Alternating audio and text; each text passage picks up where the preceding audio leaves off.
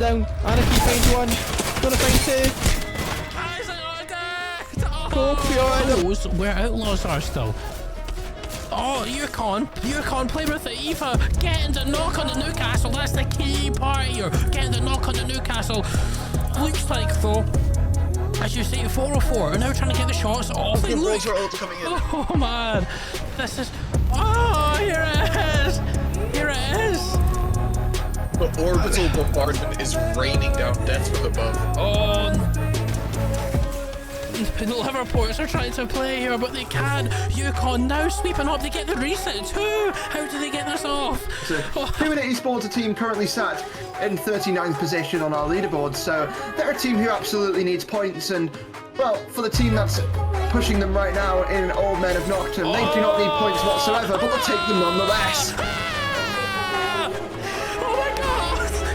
They've got every opportunity here now to jump down. They go. That's the damage they need. This could be the early push. The bubble's out though, so they're going to jump on in on that.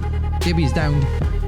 Two are down. This is going to be the opportunity now. Final man alive, and there we go. The red Tower, it's a cartel respawn beacon. seals the It's deal just like shooting fish in a barrel here. And Toast and Mister, they're the in the hunters. water. Oh, there we go. One shot's off. Chico finds one. He's going to find a second. He's going to end things here and toss them. It's the kill leader finishing off with 10 kills himself. Full kill as well. I mean, if nothing else, that's good. KP. They're pushing it one at a time. They should not be doing this. Don't do this. There's no way. There's no way.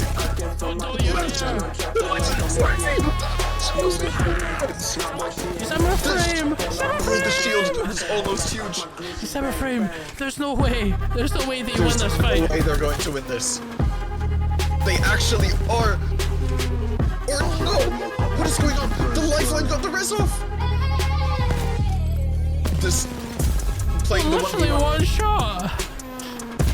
Steve has every advantage here. Just needs to know. December frame get the kill. The crypto meta is still in play. Great shots there from Flojo, but Flojo goes down. 2v2. What can Raymond do, the console player?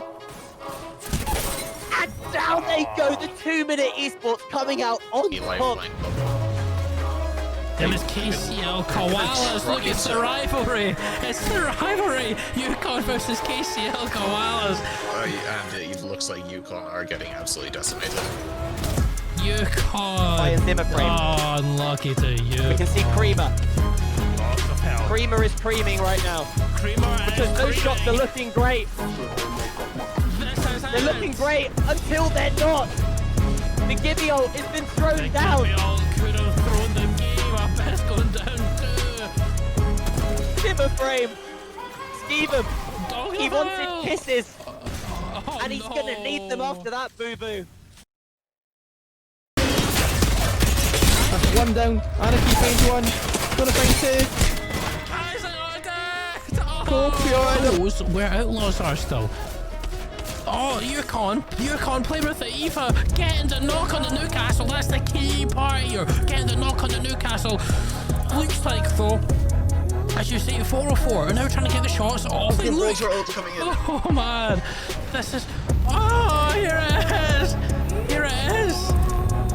The orbital bombardment is raining down death from above. Oh. Liverpool are trying to play here, but they can. Yukon now sweeping up. They get the reset too. How do they get this off? Caledonia Esports, a team currently sat in 39th position on our leaderboard, so they're a team who absolutely needs points. And well, for the team that's pushing them right now in Old Men of Nocturne, they do not need points whatsoever, but they'll take them nonetheless. They've got every opportunity here now to jump down. They go. That's the damage they need. This could be the early push. The bubble's out though, so they're going to jump on in on that. Gibby's down. Two are down. This is going to be the opportunity now. Final man alive, and there we go. The red Tower, it's a cartel respawn seals beacon. the deal. It's just like shooting fish in a barrel here. And Toast and Mister, they're the in the hunters. water. Oh, there we go. One shot's off. Chico finds one. He's going to find a second. He's going to end things here and toss them. It's the kill leader finishing off with 10 kills himself. Full kill as well. I mean, if nothing else, that's good. KP. They're pushing it. Hello, ladies and gentlemen. Welcome to Caledonia Esports Apex Legends Summit Matchpoint Finals. After 7 weeks of teams battling it out, we have finally reached Matchpoint Finals. Some big teams like Tosta Mista getting through. Also, some other teams just slipping through like St. Nessie, Bonky Bridge, and Blood Wolves just getting in on losers bracket 2. I'm really excited for this week and to see what we've got in store. What do you think, Hodge? Who do you think is going to win? Who do I think is going to win? Well, I mean, I think the easy option, and I'm gonna go with the easy option because I'm a simple guy, is to go with Tosta Mista. And that's because every single time I've watched them play, they've won at least 4 of the games in the group. So it's kind of difficult to go against that. But, like you say, some teams squeaked in and they've had a bit of time now to see if they can maybe get their own plans going as we jump into today. And we get to see, all the teams, all the 20 best teams here over the course of the summit perform in a match point finals lobby. But like you say, Gold, we had everyone make their way through losers bracket 2, and I believe we have 2 of the casters who casted that journey through losers bracket 2 here with us, or one of, well, no, we got one of them, and one of them is you, obviously. But Ben, do you want to talk to us about maybe some of the highlights from last week? Absolutely. So I think that the main highlight, the standout for me, has to be the 2-minute esports.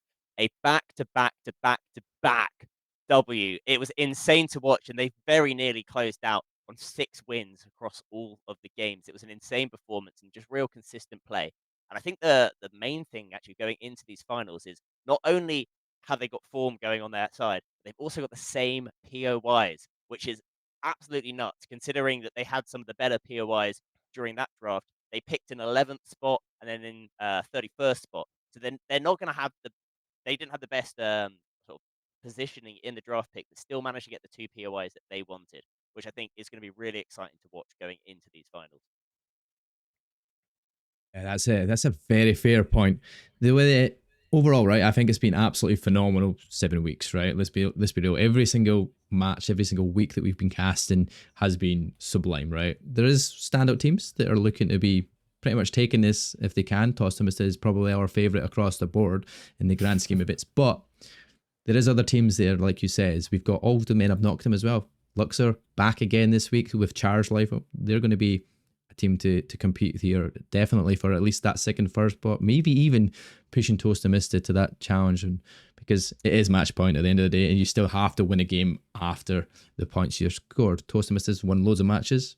Granted, they can win it relatively quickly, but it's a harder lobbier this time. I do want to quickly highlight as well. I was talking about winning. Actually, one of the outside of Tosta Mista, the other most winningest team is the team who were the second in the POI draft. That is the Nappy Militants, and they're a team that not only have won a lot of games, but are going to be landing right next to Tosta Mista on World's Edge. Nappy Militants getting Skyhook West, Tosta Mista missing the first draft of the POI, so it meant that they missed out and had to end up getting left with Skyhook East. So it means they're going to be landing right next to each other in Skyhook, which means we're going to get an early skirmish among 2 of the best seeded teams in this tournament. Yeah, that's a very fair point as well. It's going to be a thing, Stacey. Speaking about that as well, though, we're looking obviously at we're speaking about the POI drafts. Let's go show them on stream. They're exactly what we're looking at here. We're going to see who's going to be dropping where, and like you says, who do you think's got the predominant pick here going into the POI draft? I'll say ask you, Blair, first.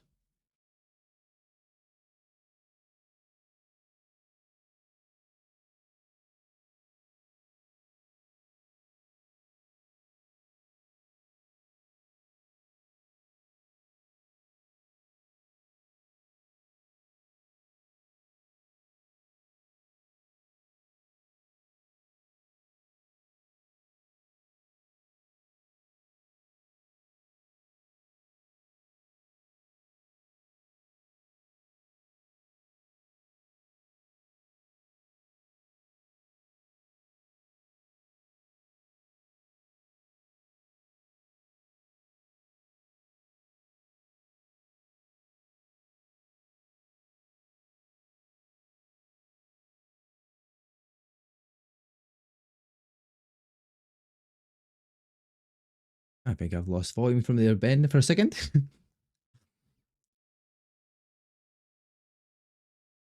That's better.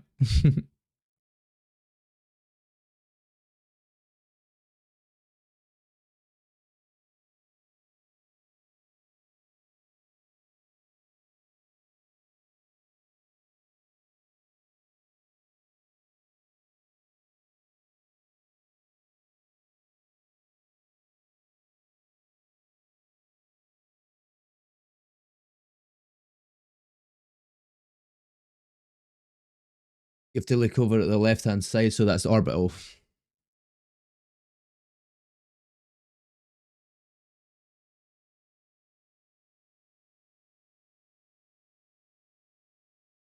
Yeah, certainly. Hodge, for yourself then, what's your preferred pick in these POI drafts for Stormpoint?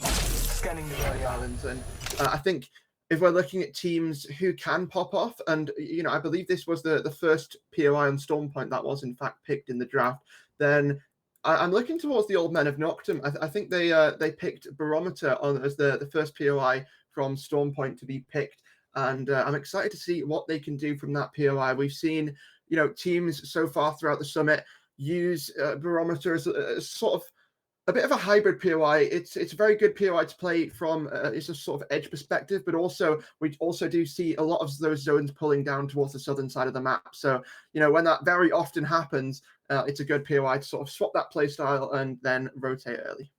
I mean, what's also very good as well is that just looking again at the stats perspective, 3 out of 3 wins have actually come from Barometer, 2 from Peen, 1 from the Nappy Militants, and you have to say that Old Men of Noctum are a team of the same caliber of both Peen and Nappy Militant. So I think they're going to be very happy with that POI pick. Yeah, speaking of POI drift, though, we're going to be getting into the lobby quite shortly as well. We're missing one member, but we've waited that time that we are going to wait. So there is an issue going on in the background with one of their PCs. It's a tech issue. So I've just kind of confirmed with them that they have until like restarting their PC and stuff, and if that doesn't work, then we're just going to start. I do apologize, everyone. And then for the next game, we're looking possibly to get an emergency sub in for them, just depending on a few things. So I'm just working on that in the background. Either way, I do believe the 2 lovely casters that are going to be joining you for this game are Mark of G and it's me, Ben B. So luckily, you will have 100% undivided attention. I do apologize. I do. I mean, the thing that does make up for it is the fact that you are just so well dressed here this evening. I had this absolute round of applause here for goals. Look how fabulous he looks. I mean, me and Hodge down the bottom here in our jersey. I'm the only one who's not put effort in here. You did a Twitter poll. Golds has got a little suit on. Mark's got some of the Christmas jumper on, and I've just like got home from college and gone, right, let's cast some Apex. I honestly, it's great. It's great to see everyone, dressing up for the occasion here, and we do wish everyone in the chat a happy Christmas if you do celebrate it. But I mean, you sort of had to, didn't you? If you had the time and you had the effort to go through, you may as well dress up for the occasion here for the match point finals, because it is. It's what we love about Apex. Everyone loves match point format in Apex, and actually, I don't think we've talked about it yet. But this isn't just any match point finals. We're running sort of a special format here, aren't we? In a sense. That is true. Go on, Goals. Explain your 60 points. Peak opportunity. Yeah, this is I wish I could say I came up with it, but someone else from Caledonia came up with it. But 60 points, match point final, same as EWC, because EWC 60 points is just the way it should be. Let's be honest. And Ben, make sure you join observers. We have a thing called Peak in place, which stands for Placement, Encouragement, Advancement Key. So whenever a team wins this game, they are going to be given like the title of Peak, and they can grant any POI they want to be swapped with another team for the next game. So it's obviously going to be going I'm trying. I can't. So for World's Edge, it will be completely. Did you join using the admin code? So that is So going to be yeah, an interesting that's peak. opportunity, like for teams to even get a win on the board. But Tottenham, if they start off strong, they're just going to pick up the best one for sure. But they probably had one of the best opportunities to pick a good POI anyway, right? Going into it. So I mean, it's whether they change things up from what they're used to. We'll wait and see. But are we ready, Yep. Blair? That is the It looks question. like Tosta Mista are just trying to get their sub in. Stream has frozen. Oh, the stream has frozen too. Stream is frozen. Oh no, that is not good. In the meantime, I'm also not able to get into the observer slot, so if one of you could drag me in, that'd be great. Oh, sorry. When you say Oh, no, it's stream is all in here. frozen, what are we at? Like just a screen? Stuck on the POI draft for Stormpoint. Oh, that's just because it's 5 minutes. Yeah, but there's also no audio. Yeah, I think it's because I didn't have the video in engine, so we spoke about it for nothing, guys. I'm so afraid, but the 5-minute delay will be there. Nice. Could you move me into the observer slot as well? Sorry, I've just gone into the player code instead. Oh, No, I can't. Okay, It's just so not they're letting me. saying there's too many people in. I will leave the. Oh no, wait! I need to stay on because it's my overstart. I do apologize. Stream is fine now, though. Yeah, it should be back to normal, boys. Should be good, thankfully. Could 1 second. That's fine. I just have to watch. It's fine. Yeah, I think it's also. Can you leave the? Apparently, there are too many people in the lobby. That's why the Tosta Mista player can't join. I'm out the lobby now. Okay. That will make sense as well then. I didn't realize there was a limit to it. Obviously, observers would be so many, but this is something we test and tried for the first time, so Absolutely. things like this can happen. Hopefully, that means they can get him back on, and this whole time he couldn't get in the lobby was just because of us. I mean, that's unfortunate, that is. We've actually delayed it for them, and they think it's Tossimus' fault. I was going to say, we're griefing our own event here. I mean, That is to true. be fair, we wouldn't have it any other way here. Okay, we're in. Start. Okay, we're let's go. completing the full circle. Like, we had issues All on right, okay. week one. And... Yeah, he can join now. Yeah, we're going to start. So, Woo. Ben and Mark are going to be casting game one. I'll let one of you say the map. Goodbye. Yeah, there you go, Have fun, Ben. guys. Take it away. Where are we going? I was going to say all over to you, my friend. We're too I think nice. we're too nice. I think the most festive person and who's personally in control here. I think you're in charge, my friend.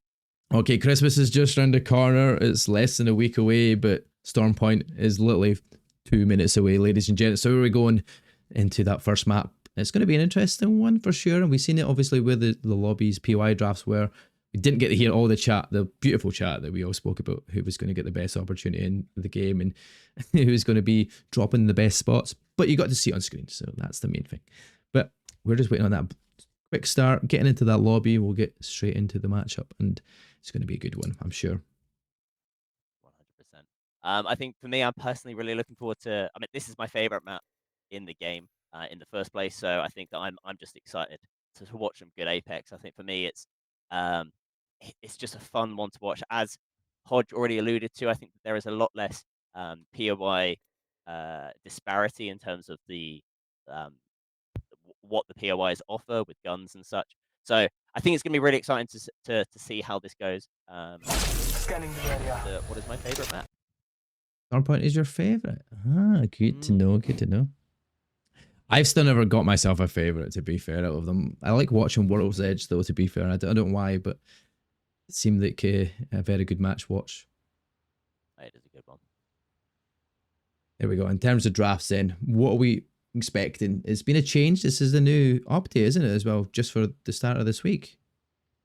Is there There any was a major small changes? update, but there's no changes to the maps themselves. There was a small update last week that was to Newcastle, a little bit of a nerf to Newcastle, a little bit of a nerf to Lifeline, but nothing really too much that I can imagine is going to change the what's going to be playing out here today.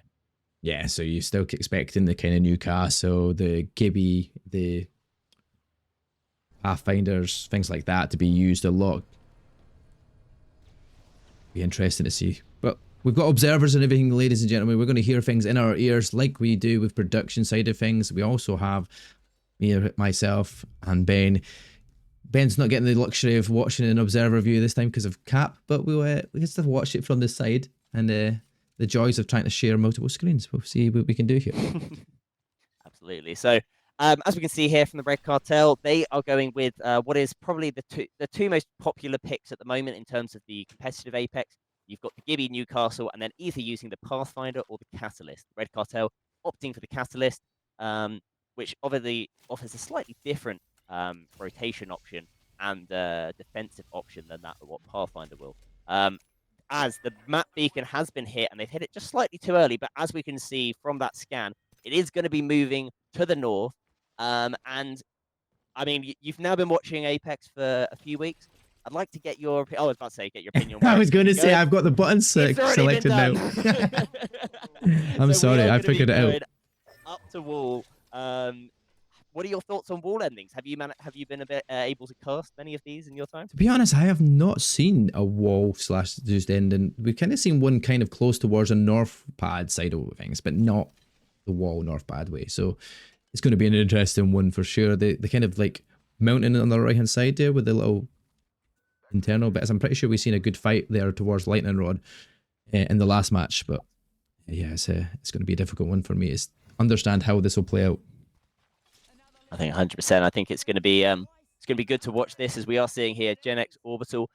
This is the team which managed to make it to the finals, but not really with the best placement. And somehow they just managed to get Down Beast with one of the later picks. It was pretty insane to see how long Down Beast actually went without being picked in the first place. Yeah. I'm going to see if we can jump over somewhere else first of all, because I'm pretty sure we've seen a lot of bills are nearby, but that's just spiders that we're fighting. I did see a few shots going off somewhere, but they've got to get their evo up somehow, right? And that's a good start way to do it, is get some extra points on the board, which will give you that blue shield as quickly as possible. But yeah, we'll keeping a look left, right, and center. 4 different monitors. We're looking at every single POV we could possibly do at this point in time with the amount of observers we can get in. So I mean, for me, it's going to be interesting. You can at least watch multiple observers as well, Ben. So that's always a bonus. It is good. Can I just very quickly just get a tech question on your half? How do I see all 4 screens at once? Because at the moment it's only allowing me to see 1. Yeah, so on your top right hand side of the Discord, there's a bit, it's got a little drop down. Yeah, it's like 3 dots, and there's a bit that says focus along it. You could go focus to grid. Show non-video. There we go. And then show non-video when you get them all. As we are seeing the first team go down there, and that is Toaster Mister fighting the team at Sino. That is unfortunate for Sino, but it was something that straight away Toaster Mister did mention, that they were going to basically ape the team from Bean. So Toaster Mister with their first kills on the board, they're going to be very happy with that. Yeah, as definitely. We are seeing as well, Spicy Chicken has taken down Merc, and Peen right now having to pop that Newcastle ultimate. Newcastle Reds coming out, and Merc is back on his feet. Gibby Bubby is surely going to go down very soon if it hasn't been used already. And just some big fire coming down from Spicy Chicken and the KCL Koalas with that scout from the height. But the KCL Koalas right now are going down to just 1. It's just down to their Gibby. The bubble fight goes down, and it is not enough. The Peen have taken out the KCL Koalas, and we have got our second squad eliminated from this lobby. Peen pretty happy with that after their first player, Merc, did get taken down by a lot of the long-range shots.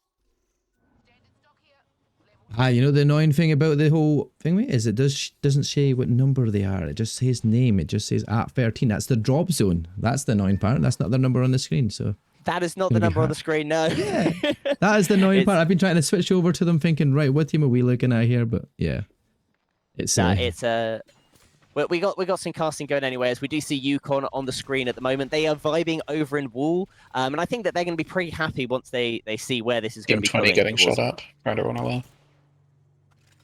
As we are seeing the lowest seeded team in this lobby getting shot at right now. Liver Sports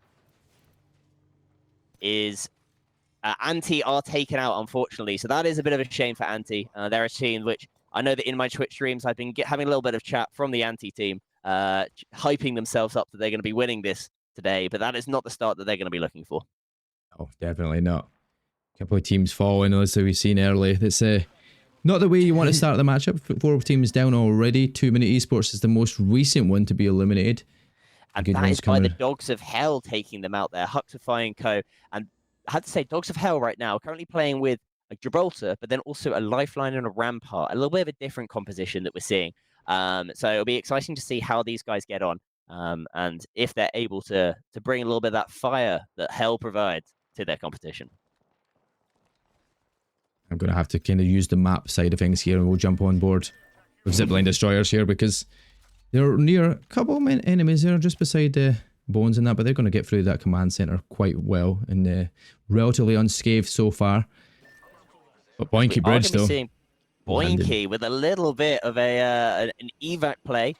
Is there going to be anybody in this building is the question. A bubble, a short, oh my gosh, he's over jumped there, it looks like a little bit. No, he is going to be moving over to the next nut. And they have made it in for now. So we are seeing the Nappy militants now over in the trenches, a fair way away, with really nobody else nearby for the meantime. There is Gen X obviously sitting in those hot dog buildings, but Nappy militants currently playing on the very edge of zone. And as mentioning, this is going to be a wall pull, and it'll be interesting to see on the map here, actually, where this next ring is going to be pulling. If it's going to stay within wall, or if it's going to be going up onto the hillside a little bit. And it is indeed going to be going out of wall, up onto the hillside, towards Zoo Station. And this here is a really interesting ring to watch, because those teams that have now positioned themselves up on the height are going to have that massive advantage over those teams having to go up the hill. And the use of abilities such as the Pathfinder and the Catalyst are going to be so useful in order for teams to ensure that they're actually able to get up that hill without being shot at by others. Team at 18 are getting sent on. As in the chat, we do see Nilas from Peen going down. St. Nessie are the team fighting against them, and it's just down to one more player who is eliminated. Peen are out, are taking down their enemies right now. And unfortunately for St. Nessie, that is a team that did come from the losers 2 bracket, and they're feeling the wrath there of the Peen. Definitely not the best position to be in here as well, but there we are. We've got Gen X Ballistics up top here, trying to ping some shots there. They've got the purple Evo shield. Only person that doesn't have it is Rim. It's trying to add that score. He's only 79 points away from that, so one more shot pretty much will almost guarantee that purple shield, as well as they're holding quite well up here up top. They're pretty much in zone ready, waiting, but outside the zone. I was about to say this here. Gen X Orbital, I believe it's going to be Nappy militants. We did see earlier who were trying to rotate up towards the down beast and playing on that very edge, and Orbital are going to be very happy right now, because that man is just in the middle, absolutely nowhere. Surely they take him down. I mean, the fact that he's still alive right now is actual insanity. Yeah, he almost takes out Akuzi as well. Gets him still weak. He has to pop the help from his teammate to get that bubble out as well, just to pop that shield once again. But and that is not Team 16 is getting pushed. This is for Gen X Orbital right now. It's absolute dire strip, because they were in the great position. You had Nappy militants just in the middle of the ocean. However, they're now being forced to pop a Newcastle ult that is not in a very good position. It's right in the middle of the ocean themselves, and they're going to be really struggling right now. Yeah, they're definitely struggling here. Nappy militants just putting lots of pressure down on them. They're having to pop that Gubby shield once again, but you see the players rotating around them. Rimmums is in the background as well, and this could be a good rotation here for Nappy militants as they look to get in with the Newcastle all themselves. They get in front of them and get themselves in a position with a massive one shot comes off. That is absolutely massive, and that is Gen X Orbital out of the match. He's teabagging as well. Oh, Merrimans. What are we witnessing? I mean, it was just you had to say that Gen X Orbital there were in the better position. They were shooting at people who had zero cover at all, and they just couldn't finish them off. It was such a tough one there to watch, and you had to say all credit to the Nappy militants for not only surviving but thriving in that instance, and a beautifully placed Newcastle ultimate to take down the Orbital. As we are seeing in the chat there, the Zipline Destroyers are eliminated. Zipline Destroyers, the most recent team to fall. You can see FDR here trying to ping players up top from wherever that is in the the zone. I don't even know who their enemy is. Let's have a look. It will be Dogs of Hell that are the opposite side of them, down in that zipline area. Just trying to hold their building. They've got the shields on the doors. They're pretty much solidifying it here in this side, this building for now. And as we mentioned here, this slightly different composition from the Dogs of Hell, currently playing the Rampart and the Lifeline. Obviously, offering slightly different things to that the Newcastle and the Pathfinder or the Newcastle Catalyst is able to offer. And it's going to be interesting to see how, if they get to this end zone, particularly that Sheila is going to sing when it comes to putting down fire and vengeance on the opposition. Yeah, Sheila's definitely been singing in recent games we've seen as well. We've seen some people tear it up with that as well, and it's been phenomenal to watch, but not very many people picking that as a legend. There is one or two normally in the match if we're lucky, but still. I think that for me, the what Sheila really needs is the ability to potentially destroy Gibby bubbles. I think that's really what the issue is. When you've got things like Gibby bubbles or Newcastle ults, they've got so much health. A Sheila wall in comparison is really not going to be anywhere near as useful, and particularly with the setup, and then obviously the Sheila gun itself, just not being able to do as much damage as they could do with so many other shield options in the game. It does make it slightly less useful. Dude, you see the mechanics there while you were chatting there as well. Tossimus, I thought he was going to die with that storm there. He was getting enough of the meds, and he even ziplines onto the zipline. That's phenomenal bit of skill there to get that. I'd have missed that 5 or 6 times trying to attempt that and miss and die. But that's a good bit of skill. As we are seeing in the chat, FDR actually getting a little bit of a knock with a triple take. For me, a triple take is a gun which I've actually been really enjoying this season. I think particularly with the fact that up close, you can almost use it as a bit of a shotgun, and particularly in this meta, it's very useful. As Peen is also being taken down to 2. Oh, Peen, that's a rough position. Let's see if we can get on board there. Neelis is the one to fall first, but it's Merc and Kayomi left inside that bubble. And it's just now down to Merc. And it's against Toasted Mister of all teams. Oh my god, he's got 2 though. Popping off with the Mastiff. Oh my god, is he going to get the other? He does. Down one. Merc, with 1 player left. What can the Peen do? Oh, and the Vengeance, they have entered the Peen zone, and Toast and Mister have absolutely succumbed. Beautifully done there. A little bit of a love pump from the Peen and Merc. Absolutely beautiful. Oh my, Merc just with a 3-piece all to himself to take out Toast and Mister. Our favourites in this game, in this lobby for the match point, and all of a sudden they just couldn't find his shots on Merc. He's got everything off, but now he will eventually fall almost instantaneously getting out his own. Oh my the Dogs of Hell. Absolutely beautiful play. I mean, Merc, during the group stages, was talking himself up as the bubble fighter, the shotgun fighter, and he is proving that tonight, having moved over onto MNK for tonight, as they're having to bring in a sub who is a roller player, and so he has jumped over to MNK, proving himself as such a capable player in this meta, as the Alberti Alpaca is unfortunately going down to 1. And it's just down to our Rampart player from the Alberti, who is just going to be hiding in a corner and hoping to survive. Yeah, the enemy that's nearby is Liverports. They've got a couple of kills going that way, but they're not going to chase that one down for the final kill at this point in time. He just got away at the right time. Liverports at the moment. The zone's getting so much smaller though. You've got Luxer. Omen have knocked him over here, trying to get some shots off here. It's going to be the Pathfinder that's going to zip line out of the way.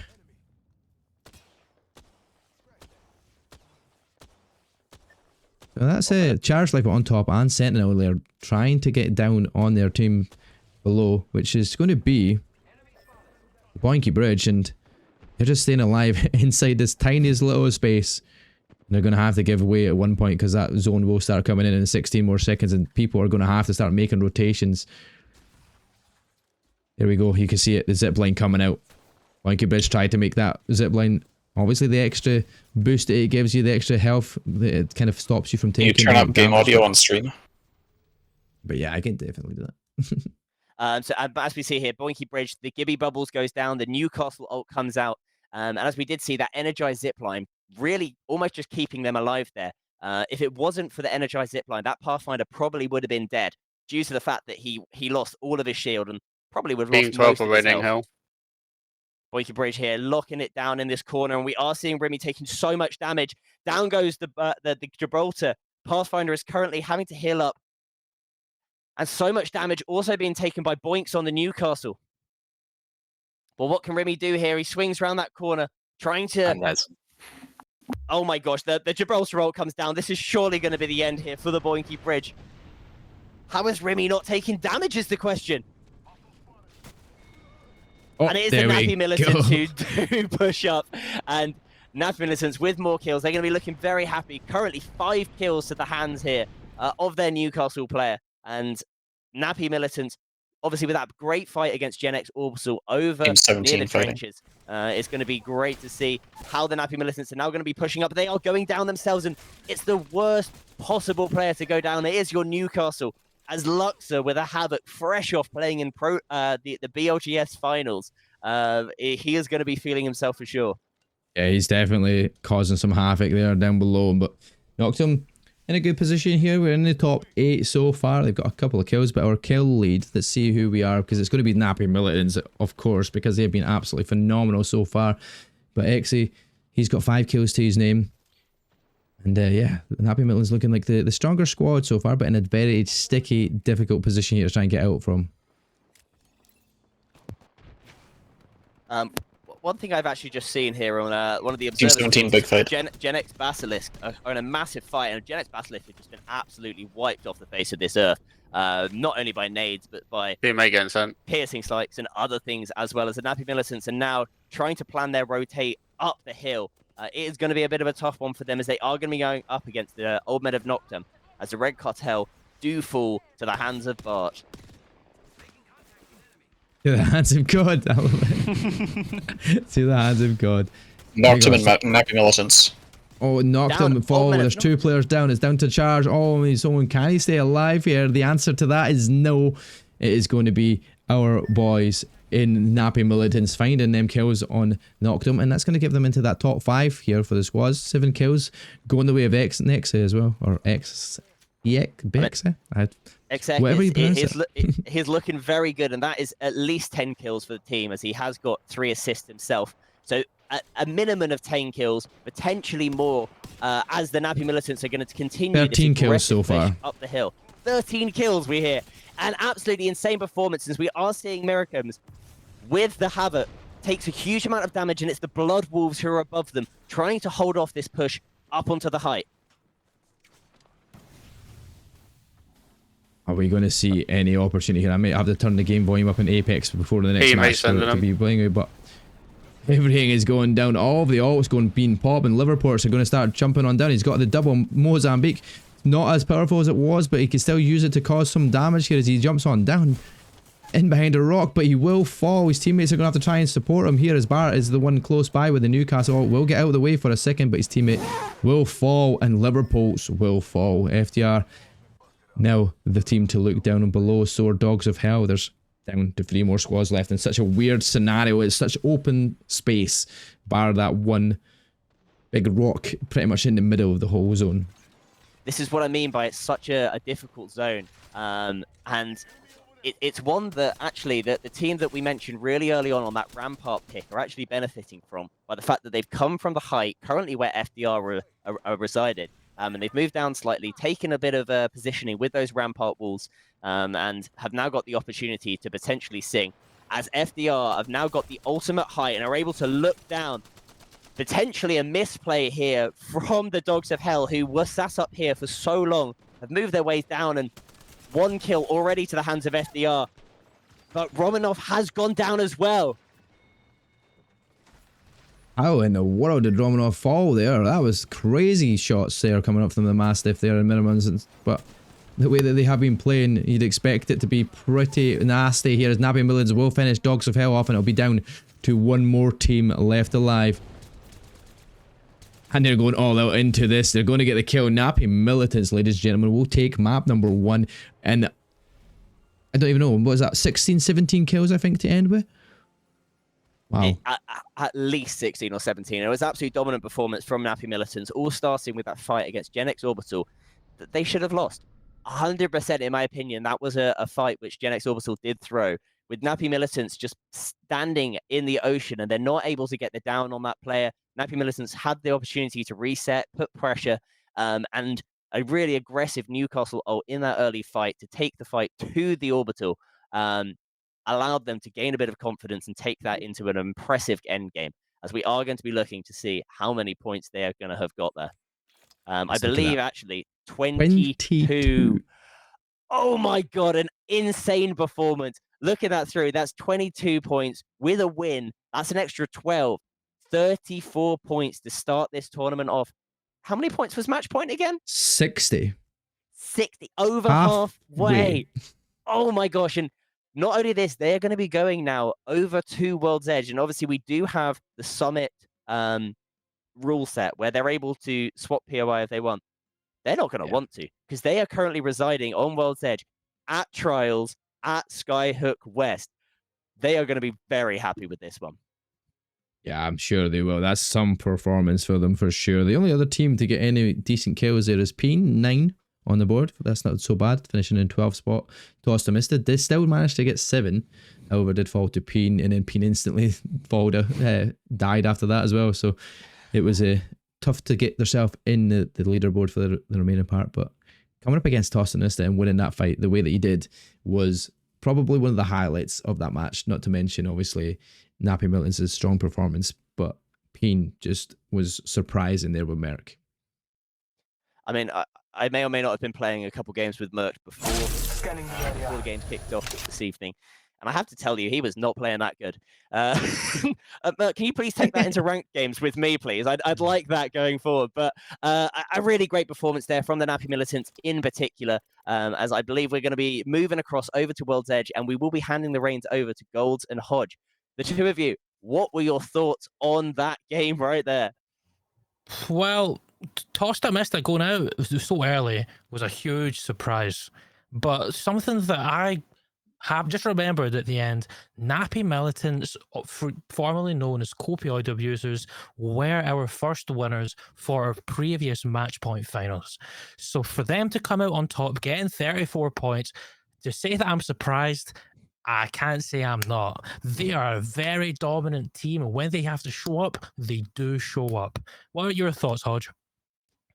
I mean, to be honest, I was looking to, as the game went on, as to how the placements correlated to, the POIs that the teams were landing at. And what we saw there a lot of the time was teams that early rotated managed to get a good spot, managed to get those high point games, and managed to walk away with, those top 3 positions, setting themselves up very well for the rest of the tournament. But I mean, I think that now sort of asks the question for the rest of the lobby is, are you going to maybe try and switch your play style a little bit? Are you going to continue doing what's worked for you so far throughout the tournament? Because as we all know, in a match point situation, in a match point series, the games can often play out very, very differently as to how they would normally play out stage match, in knockout stages. So, now that we've got game 1 over and done with, and some of the teams, like we say, like Tostamista, and I know we keep talking about them already, even though they've died and it's only been game 1. But I mean, they've sort of given us a reason to the past couple of weeks. It's like if they don't get first, then they're still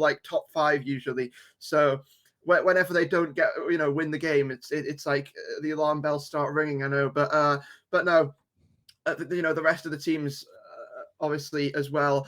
I think at this point you've got to start asking yourself the question of, are we going to keep on trying what's worked for us, or are we maybe going to change something up? Because, well, when you look towards Nappy Militants, like we say, 34 points already, that's going to start closing in towards that 60 very, very soon if they keep having those sort of performances. And, well, you're going to run out of time very quickly. So it's not really as much as you do have a couple of games to sort of work things out. You don't want to go in with that mentality. You obviously want to get the points as quickly as you possibly can. And, well, World's Edge, some of those teams who maybe didn't have a good game on Storm Point, that's their chance to turn it around.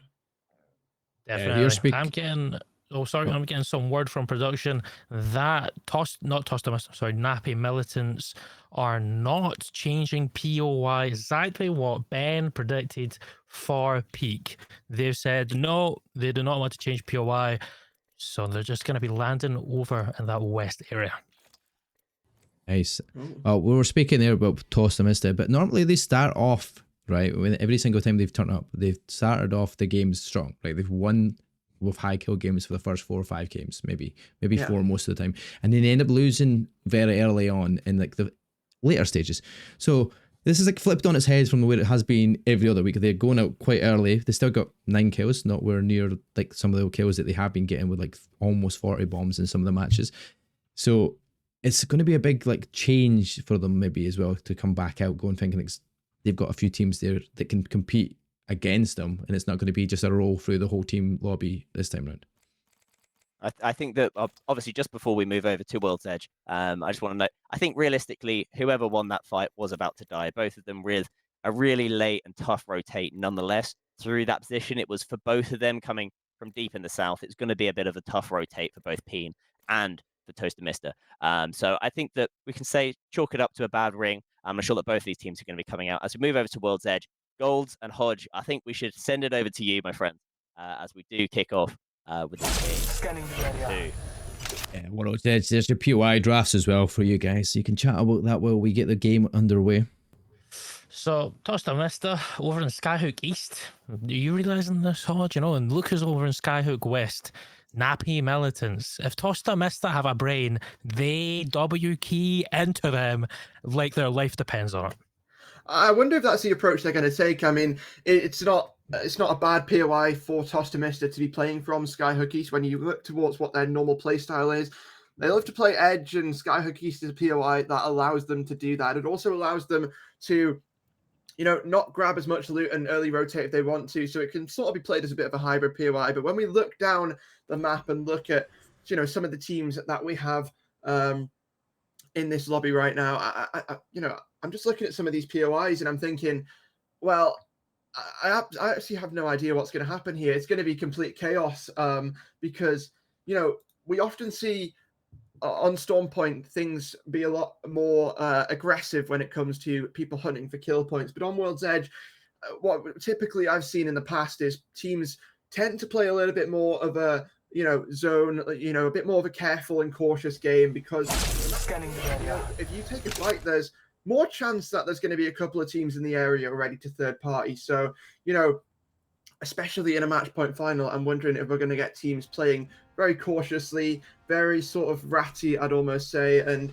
well, I guess we're going to get the answer to that very, very soon. But, you know, across the map, some teams that I guess, you know, have some good spots when it comes to these POIs would be FDR landing down at Thermal Station. We've seen what teams can do from that POI when it comes to playing Edge. And I mean, as well, when you look towards the center of the map, Liverport's landing over at Harvester, a good central POI that allows you to take those early rotations very early on and, well, really guide your own game. But we're going to have to see how all of these plays develop and how all these teams are able to write their own stories throughout this game, as we're going to get an idea of where this zone goes. And I think where this zone goes on World's Edge is really going to start to dictate how these different teams are going to want to play out this game. Yeah, over in Skyhook West already, Toaster Mister taking the fight to Nappy Militants, getting a knock, Chico getting the rampage kill on him, and everyone is shooting down on him, trying their hardest to get away. I think Nappy Militants just disengage here.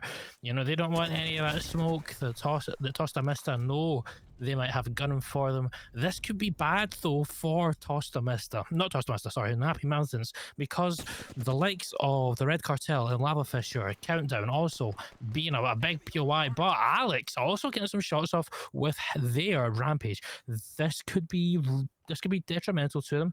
No one started trials yet. Looks like they're going to be playing down low on top 2. What's your bet on who's coming out alive and who's coming out dead, Hodge? Well, you know, we had a bit of a curse a couple of weeks ago where if you won a game, then you instantly went out in last place. And I think that's going to continue as we see Nappy Militants, well, they're getting charged down by the Toaster Mister gang, and they've just been put 6 feet under already. Nappy Militants eliminated, Toaster Mister holds strong. But you talked about teams that can third party the Red Cartel over towards Fisher. KCL Koala's down at Countdown. I'm not too sure if any of them are around in the area, but it doesn't look like a third party has come through. So I think Toaster Mister might have just got away with that. But when we look towards other areas of the map, we are going to see teams having a little bit of a scuffle over towards Monument. We do see zipline destroyers on the high ground there, and I believe is it Gen X Orbital? Might be down below there, who've landed over at Fragment East. It is, as they try to get up these zip lines and throw this Maggie ball into the action, trying to get themselves involved in the fight and get some early KP as the knocks come through. The Mastiff, the Gibby trying to bounce around and hit that movement, but will just be put in the ground as well. And that zipline destroyer is out once more, so Gen Z Orbital also having a good start of this game. Picking up some kills. Not too bad from them on their end. Now they have all of Monument free themselves. A Basilisk, though, on the other side, trying to get away over in that staging kind of, or stack, sorry, kind of area. However, behind them, I believe it's Dogs of Hell. Dogs of Hell running towards them, and they are actually a very, very dominant team, as we've seen from previous weeks. So I don't blame Geneski, Basilisk running away, trying to get their some air between them. Senesi, Tween, trying to get a nade down. 1v3, I believe. No, it doesn't look too good. Senesi going down to Pluto. And the Red Cartel now trying to enter into. Yeah, it's all getting, the action's starting to unfold here across World's Edge, but over towards Landslide and towards sort of the edge of our zone here. Everyone's starting to rotate in, everyone's starting to clash on their rotations, but it does seem like the Red Cartel have managed to get that team to back off a little bit and just take that high ground position, and, you know, rightfully so. I don't think one death box and hardly any loot's worth overcommitting for there. You just got to play for that power position and play for where you are. But we're going to switch over to a different side of the map, switching over to Overlook, and the Abate Alpacas are in a little bit of a fight as one of them just getting mowed down by Sheila, but the Skynade comes through to disrupt how the fight had already gone so far, and Peen looking to turn things on their head and looking to make another Mastiff magic happen here, I guess we can always say, as the trades are going to come through, and Alpine finding themselves on the receiving end of a bit of danger here.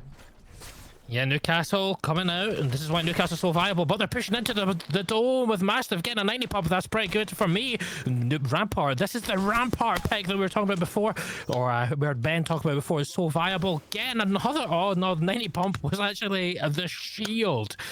Trying to run away now, Peen with the advantage. And Abate Alpacas going out on 17th place. Not the best overall for them. 0 point game.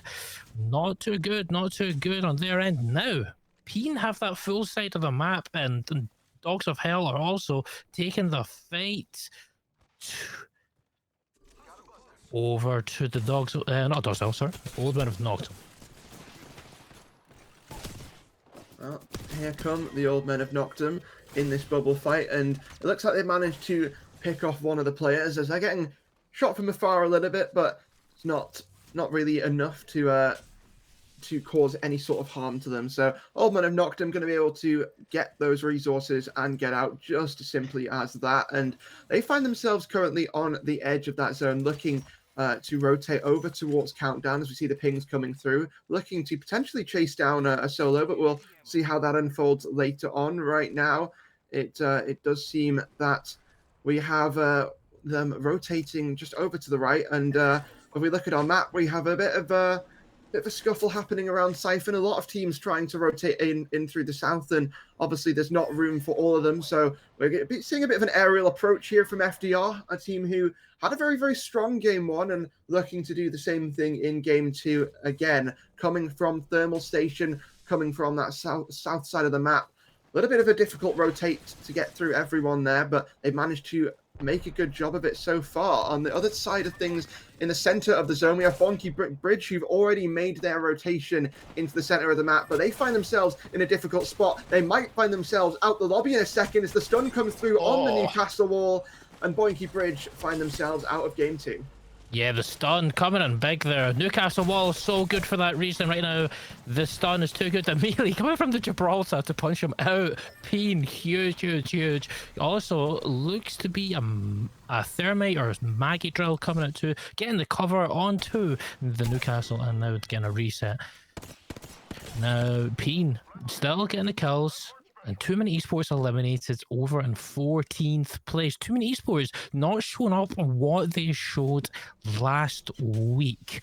Last week they were really dominant, and another team that have been dominant throughout the full time is Tosta Mista. Tosta Mista coming in, looking to get some arc stars in, but the problem with the Newcastle Shield is it eats them. It's effectively the Watson alt now, if you don't know, and it is the most insane thing in the game, period. Not going to take the fight, but I think Tosta Mista have a good idea where Zone's going to end. I'm not sure if they do because they're walking away from it right now, but we'll see. I don't think Tosta Mista care about the zone, to be honest. I just think they care about picking up kills. I was a little bit confused as to walking away from that fight because they would usually just W key straight at it. So we'll have to see what their strats are that they're cooking up soon. But Peen on the other side of things, they're just looking to bully their way in through the edge of the zone, and they managed to find themselves a little bit of a fight over by this sort of siphon area, but they've been locked out of the door and they're not getting in anytime soon. Defensive bombardment comes down as well to sort of disrupt that and stall out the fight a little bit, give this team inside a little bit more time there. But Peen gonna look to try and get this res and have one player hold the swing, hold the angle, and it looks like it's been successful. The bubbles come down on both sides, and here comes the fight. Yes, 2v3 situation, looking like a 1v3.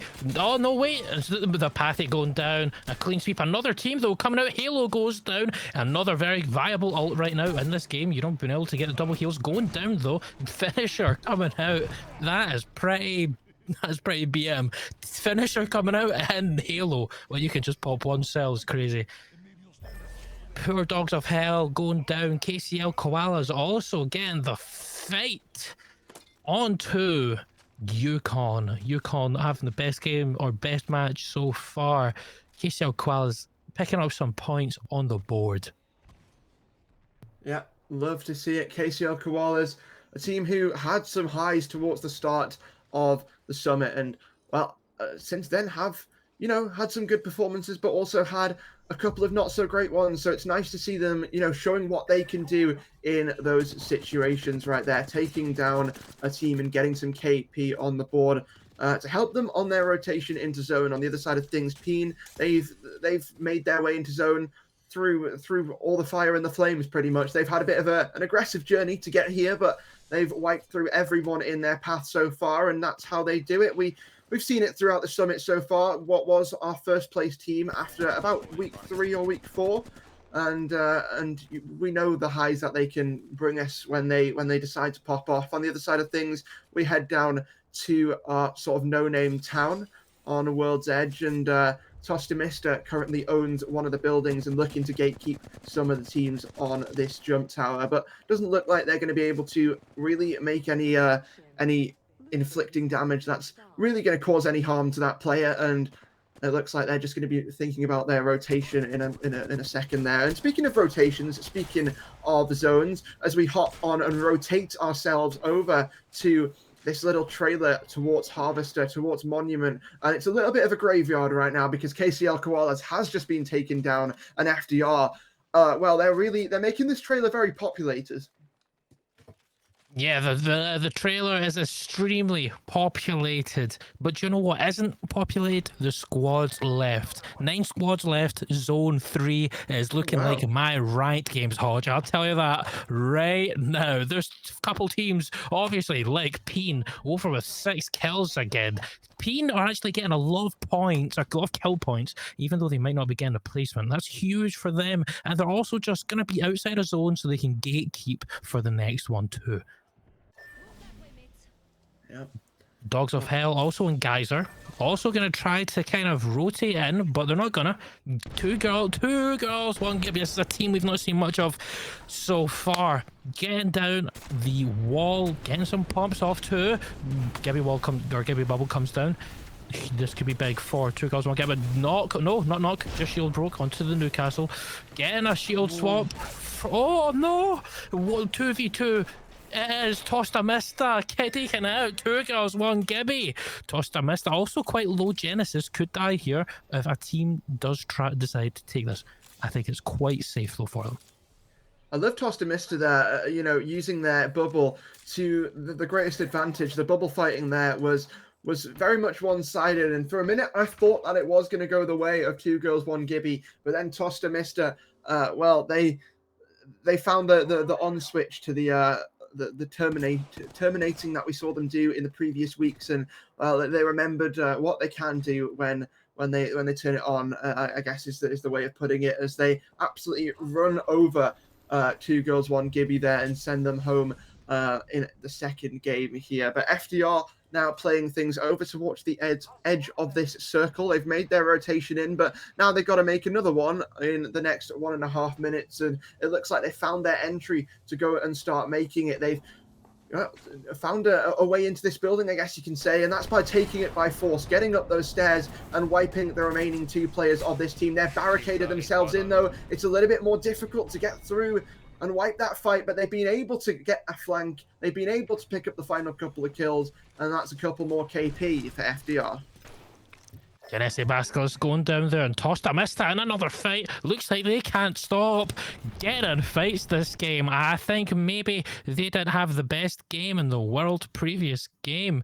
However, they're trying to make it up for themselves now. Risky Biscuit also going to be trying to get some shots onto... Not Risky Biscuit, sorry. Genesi Orbital also going to be trying to get some shots onto him as the Red Cartel push in with... a PK hit for 18. Oh, classic PK pump. 57 and a 9 pump at the same time. Now Red Cartel trying to get the kills onto Merrick. Peen could be eliminated. This is... Oh, the Red Cartel goes down to Peen. Huge from Peen. Huge all round from all of these teams. The Gen Z Orbital find themselves in the top 5, find themselves with a bit of a unique composition. We don't see the Maggie come through a lot, but it always has great effect when it does. And well, we've seen it being put to great effect already so far today. I wonder if we're going to see it now as we reach towards the end game. The Newcastle Shield going to be singed away at as that drill burns through it. But I mean, Gen Z Orbital, they've essentially just got to look, shoot, and hit their shots, try and get themselves an opening to walk into this zone. But it looks like they found it. They want to walk up the hill here on the left and see if they can surprise a team. But it's very, very difficult to surprise a team holding this high ground. But it looks like they've managed to get far up the hill for the time being. Bow check in hand and ready to do some damage is Tunix here. It looks like they've managed to just completely catch this team off guard, but they've ziplined in. I wonder who that is who's just leaving this high ground to just zip straight in, looking to take a fight potentially. But Gen Z Orbital, they've just got essentially God spot for free. Yeah, I have no idea how. It looks like a team has tried to mirror them or something. And it's just kind of not went in the way that I think they expected. Somehow they've ended up with the God spot. Tossed that, missed that. Oh, Peen getting eliminated up the top at 5th. That's big for Tosta Mista because... Why? Because this is big for Tosta Mista, because Peen took them out last game. They don't have to worry about that now. Oakman have knocked him though. Could be going down here. Sentinel looks to be taking a lot of shots. Same with Charge Rifle. Kind of a low, but they look like to be getting a reset off. And also look at the Gibraltar bombardments coming down. Left, right, and center. This is the thing with this meta. There's so many of those ults coming down in end zone. It's quite chaotic to say the least. It absolutely is. And when you talk about chaotic, you've got to talk about every one of these teams left in the final circle. All 4 of them bring chaos, including the solo. That could be a bit of a rogue element in this final zone. But Gen Z Orbital have moved forward and are standing their ground here on this hillside, looking to try and defend this rotation in as they have that Newcastle shield down. But now they're getting shot in the side. Tosta Mista also has an angle as they look to rip through the shields, but the Newcastle wall are going to come down in time to provide a little bit of cover there for Gen Z Orbital. Although I don't think they count, they factored in for that solo coming from the side to sort of brief their game a little bit. Gen Z Orbital have suddenly gone from being shot by no one to being the focus of attention. Yeah, they're right at that edge of the zone, so every single time they try to go up, they're going to be taken back down. Not the best, an okay wall, but not the best wall. They have got back up the top, and now Tosta Mista are going to slow rotate, it looks like, 2 in, just to try to, yeah, here comes the Gibby bubble going down. Who's going to take the fight, though? Who's going to come out on top? Whatever 2 teams decide to fight first, the other team is evidently going to win. Oh, the shots coming off. The Maggie ball coming out, hitting both, but the Maggie going down. Kenzie going to have to play on height. behind them. They have no idea. Aoife 8. No, and they go down. Gen X Orbital going down. Looks to see kill leader with 7 kills is Ludwig. 7 kills. He's one shot though. 2v2, I believe. Situation for Tosta Mista. Can they finish it? It doesn't look to be the case. Oh no, they do. Tosta Mista coming out on top. A lot of points for them that game too. Exactly what they needed after that upset that they had. Can you say you're surprised, Hodge? No, not really. It doesn't really matter the POI. It doesn't matter the weapons. It doesn't matter the situation. Tostamester always seemed to be at the top of our scoreboards here in the summit, and it was only a matter of time until they came online in this match point finals. And I wonder, now that they have the ability to change their POI, I wonder, you think they'd change it on Storm Point, right? But I guess that's another factor. What map do you look to change your POI on? Where do you reckon they'll go for? Do you reckon you'll change it for the next game, or do you reckon they'll do it for for the one that they have after that back on World's Edge? We'll see. But for now, we've got to talk about the scores. And Tostamista really topped this lobby. 20 eliminations and a win. It's going to bring them a 32-point game. So Tostamista very much in the conversation for the top of the leaderboards right now, alongside teams like FDR having themselves another consistent game there. Gen Z Orbital bouncing back from what was very much a disappointing game one after, we talked about them losing a fight that was very, very winnable. Old Men have knocked them, also showing themselves Scanning the area. to the standings. So a lot of teams having a very positive game at number 2 here, guys. But, I think for me, it's going to be these next couple of games are going to be a race, I guess we can see, between Match Point, between Tostamista and Nappy Militants. I think they've proven themselves to be our 2 high flyers here in the summit across these weeks, across the upper bracket. And, well, I think they've already shown it here in the finals. And I'm excited to see who's going to put their best foot forward in the next match. I mean, you say best foot forward. I think that there's also a shout here for another part of the body was to be put forward, because Peen. Oh, go and say it again. Oh, yeah. I was going to say Peen. Because Peen, with a 15 kill 5th place, yes, Tostamista did get revenge on them and did manage to take them out. But 5th place with 15 kills is an mightily impressive showing, alongside already the more kills and a slightly better placement than Tostamista in the last game. You cannot overlook the Peen. And I think that considering tonight that they are actually playing with the sub due to their consistent third not being able to make it this evening. It's a really great performance, and I'm excited to see how they do going back onto Storm Point. I mean, Scanning the area.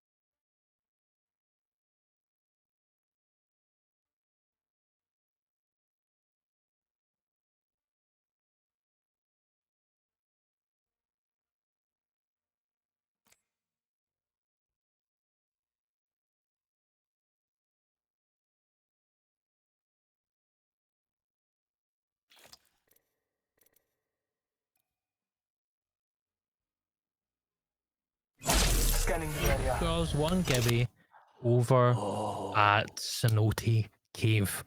So they have now swapped with 2 Girls 1 Gibby at at Cenote Cave. They will now be in Bean, and Tosta Mista will be over in Cenote Cave.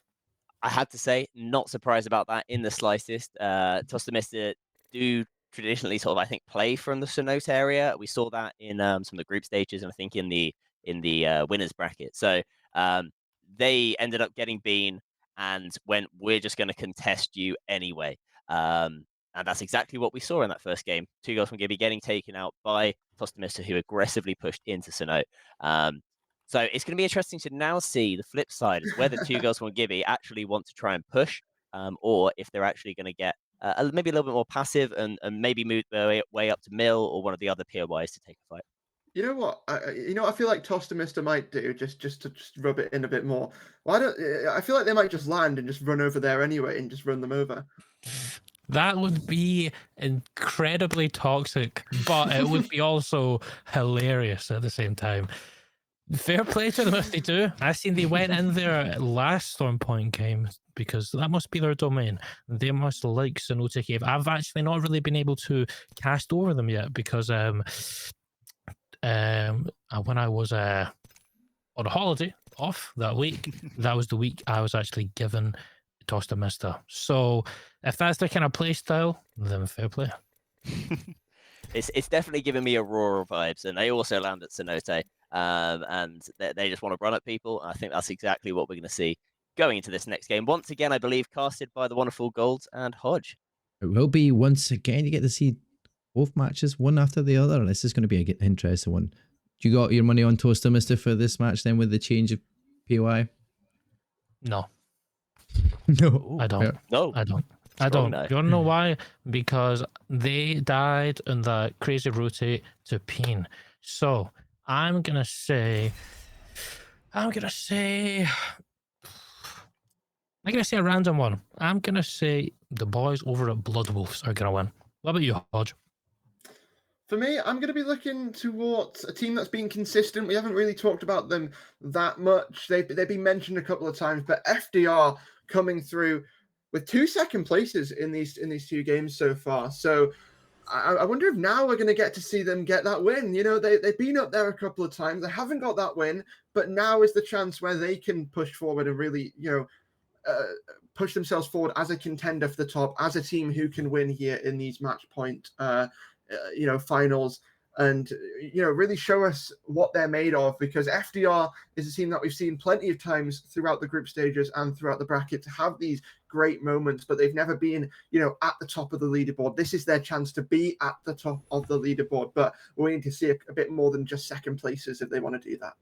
I mean, I have to say, mightily impressive from them, because they are the 16th place seeded team in this tournament. They came 6th in our losers 2 bracket. So for them to come back-to-back second places is mightily impressive, and I would absolutely love to see that as we are jumping into the game. Over to Hodge, over to Gold. Take it away.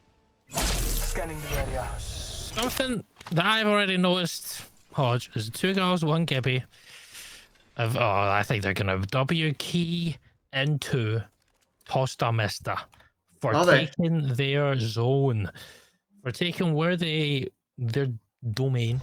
I have no idea what is going on. However, there's a certain curse right now that we've seen so far throughout this event, Golds, and it's usually the 20th place team goes out first. But so far, things have shifted a little bit, because we see Pukualu from 2 girls, 1 Gibby go down first there, and it looks like, well, while it may have been contested a little bit, Tosta Mista have said that they do not want any visitors over towards Cenote Cave. 2 girls, 1 Gibby will have to hit a quick respawn. We'll have to loot up, and I wonder if that's now going to sort of catalyze the aggression from from Tosta Mista. Are they going to potentially look to, move forward and try and take more of a fight, or are they content with just 1 KP for the time being? It looks like they're fine for the time being, and we are going to get a zone pop. And I think that's the fairest zone we could possibly get. Yeah, I'm hearing stuff behind the scenes that apparently some POIs were wrong for some teams. So I think we might have to restart. Just due to, I have to apologize, everyone. Hopefully, I think it might have been Scanning the area. one of the issues I don't know why that happened because everything updated correctly on Overstart. So I'm gonna just quickly have a look at this all. I do apologize, and see what the issue is. Oh, there we go. At least they get a second chance of the whip. To be fair, for the rest of the teams, that were like, wait a minute, this is not our pick zone. Hold on, this is the thing. But I guess when you're switching between one map to another, there's that chance that can happen for the overstat. Just not clicking in the actual Apex screen, and it's actually not worked properly. But that happens. We'll get it restarted. We'll get another lobby. Nothing really major went down, so they're all right. Yeah. Glad we've got production behind us telling us this as well. That helps. Oh, that's great. Can I just jump in there and say, personally, if I was given a great POI, I wouldn't be complaining. I'd be like, right, can we play this out? Thank you very much. It's nice to see the sportsmanship coming through from the lobby, and I'm going to say that having no idea what's being said in the in-game chat right now. So I could be very wrong with that one, but we'll see. I like to stay positive, but I mean, so far what we've seen from some of these teams, when we jump back into the game and get all the drops ready, when we look towards the, I guess we could call it at this point, a 2 girls 1 Gibby Tostamista contest. Do you guys think we'll see the same approach from 2 girls 1 Gibby? Do you think they'll have another stab at it, or do you reckon they've learned from the mistakes that we've just seen? I mean, it wasn't actually that they were pushing it. If you're looking there, it was actually that they were going for the Trident, and it was a battle for who could get there first. Right. The thing which Tostamista did really well was using the Pathfinder and a massive grapple coming out of their Pathfinder, managed to get to the bins and the Trident so much quicker because you could see from the 2 other players were actually based back over in the bean area, in the building. So it looks like 2 girls 1 Gibby and a little bit of active vengeance. We're going to try and take the Trident away from the Sanote team. Tostamista, though, will not have any of it. Yeah, it looks like in the game that all the numbers are changing around. Blair, does that mean we are ready to go at some point? Or are we? I'm just verifying them all. I do apologize. That's fine. 14, everything looks. I was right listening though. to you there, Ben, in your chat, and then I looked over to the chat in game. And wish I didn't, because I had to burst out in laughter because of what was said in game chat, and I'm like, oh no, what is going on? I did see somebody in game chat did say, oh no, I just kissing... got a gold scar. So nice little Fortnite. It was made it into the match point finals, guys. Would you believe it? Somebody landed it tilted. What? There's nobody meant to be there. I'm just hearing words of baby oil and kissing boys in bathrooms. That's what I seen. I don't even know what else is going on. So I mean, we'll keep it there. What goes on at LGS stays at LGS. Oh goodness! The Summit land's gonna go crazy. So this is the CEAS. That's what we are at this point. I've actually changed my camera to be automatically follow me without meaning to. Yay! That is fun. Look at that. Oh my gosh. Oh wow. God, that's a fancy camera there. Has he done that, or has he done that and it's sort of just like running around with the camera, or has he got someone behind him, like in front of him, just running around with the camera? I really don't know. Anything to keep people excited and happy in this. Everything looks good. One. Amazing. Everything looks good. You mean so we can go and land Loot Lake? Oh what? No, that was I have to say that's my first ever Fortnite win. There came at Loot Lake. I have to say, proud moment. Still remember that fondly. I'm surprised you remember the POIs. I actually can remember half of it. The word OG Fortnite was so long ago. POI, what? BR? What am I talking about? POI. Jeez. So all good then goes to start this match, yeah? Yep, I think. Got the thumbs up, ladies and gents. That means we're going in to match number 3. We've seen the score lines, we've seen the leaderboards. We need Tostamista topping it only slightly this time around though, but 20 points away from match point. Can they get the points in this one to then end it on match 4 potentially? We're going to see quite a lot of matches this evening. I would like the latter. The latter is always better, unless you're Hodge, who's like, I've got people to be quiet for. I can't be shouting. It's a cross between what time do I want to go to bed and what time and how much Apex do I want to see today, because regardless of how long I'm going to be casting tonight, I will be watching the whole thing.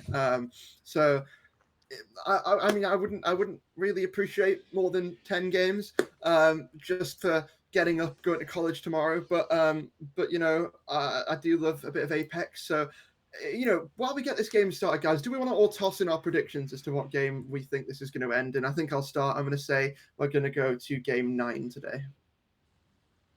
I mean, Gold's there with a 4. What? My God. 4. Gold's with a 4. I'm going to go with a 7. I mean, no matter what, it will be going to 6 games, obviously, with it being a minimum of 6. Scanning the area. From both Mark and Gold. They think that somebody is hitting match point right here, right now. Let's jump into it, lads. Enjoy. Thank you. Well, let's hop down to Loot Lake then. Yeah, over in Liverpool to start with, the mill. I'm just keeping an eye on the chats coming through. So if Hawes, you want to take it away just to make sure everything is all good. Yeah, well, we're going to see some action already happening over by Tosta Mr. Surprise, surprise. And this time, it is actually 2 girls, 1 Gibby who do get that first knock. They changed their strategy a little bit after we saw what, you know, the Pathfinder grapple come through in the last game, highlighted there by Ben. And it is going to be 2 girls, 1 Gibby who get that first blood on this occasion. I doubt they'll chase for more, and I doubt Tosta Mr. will either. I think it's just going to be a case of both teams, well, 2 girls, 1 Gibby going and looting, and Tosta Mr. getting that revive and getting themselves back in the game. So good start for 2 girls, 1 Gibby here, Golds, but you know, I reckon when it comes to punishing or trying to punish Tosta Mr. there, I reckon they will be quite happy to just get the res, loot up, and play their game. Yeah, I think it also shows, you know, 2 girls, 1 Gibby are ready for Tosta Mr. As dominant as they might have been through the other weeks, as we mentioned earlier on, this week is a completely different lobby. You know, there's teams that are on that same level, people on par as them, ready to take them on in a fight if need be. And 2 girls, 1 Gibby showing that just there, with Chico going down to the Hemlock. And now they're going to rotate into Ceto Station. And so, yeah. Well, here we go over towards Ceto Station, like you say, and it is going to be a couple of teams scrapping over there. On the other side of things, Liverpool have actually lost a player, so they're going to be jumping back in the trident to try and recover their game. But Gen Z Basilisk have also lost a player. Everyone's losing players here early on in this game, but no one's quite having their full team drop just yet. So it's all going to be about getting, you know, getting teammates back up on their feet and finding a way back into this game. For a couple of these squads, we do see a couple of teams lose players early on, but it's about how you get back on your feet. On the other side of things, the Red Cartel is the team who has found that first elimination, looking to chase a bit more. I wonder if the team they're chasing has managed to back out in time, or if it is just going to be the Red Cartel mowing them down. It does look like Gen Z Basilisk have managed to back away for the time being, and it looks like they're looking to wrap Brown potentially and see if they can get the banner that way. On the other side of things,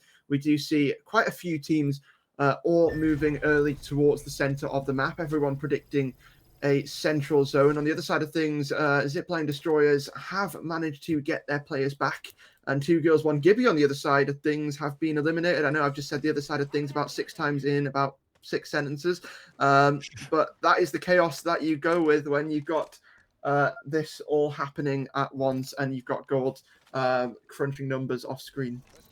Yes, tons and tons and tons of fights going down just there. Something just to touch on. The red cards, say if we bring up the overview of the teams and like their compositions, look at that composition that they're running. They're playing Mirage, Seer, and Pathfinder. This is what they were doing last week, the Hodge. They were playing random roulette all week. Very, very interesting. Who knows? Maybe this is going to work for them. Nessie going to be pulling out the catwalk, trying to get away from the Red Cartel. The team, we were just slating about their meta. I don't like where Nessie are in this cart right now. It's a wee bit of a random one, especially when it's not really deep zone. Yeah, Red Cartel going to be taking this fight. You're taking that fight, and it's a good. You know, you highlighted the composition before. It's a pretty good composition when it comes to taking fights. The Mirage, obviously, all those decoys in that little corridor would be very, very difficult to try and contend with alongside that Seer Q that I'm sure everyone who's played Apex Ranked in the past couple of years has come to know and hate. But another team, it looks like, has dropped in, so that fight is going to be put to a stop, and ST Nessie will, I guess, be spared for the time being, but the Old Men of Noctum have been the ones to drop in, and we know the Old Men of Noctum are quite an aggressive team. It doesn't matter how many teams are in the area, it doesn't matter who is in the area, they will look to take fights, and, well, having seen that this team, that Charge Rifle is currently mowing down with the triple take, has backed off, it gives them the green light to start charging in on the team that was in the sort of long building before. Yeah, 100%, 100%. Over in the kill feed, Chico getting patty down from the Bloodwolves. Ludwig also getting one, but Finny Boy, oh, Bloodwolves going out to Tosta Mista. Looking like they also got the full race set too, because everyone was getting kills. Nappy Militants, though, gonna be trying to get a kill over on that wall side, kind of near North Pad and Ferrari. Gonna try to take this fight to Gibby Dome coming out, and also a Gibby ult coming out just to cover them from it. Yukon, this is a team that need a good game just to show up, to turn up. Pulling out the Halo, getting some small heals off. And I don't think Nappy Militants will take the fight just due to the Halo being in play. Magist getting cracked though. He's also going to be getting he's getting a kill on Alex. That's huge. Nappy Militants going down from Magist. That is a huge pick considering they won the last on-point game. Magist has won, goes down though to Zipzagoon.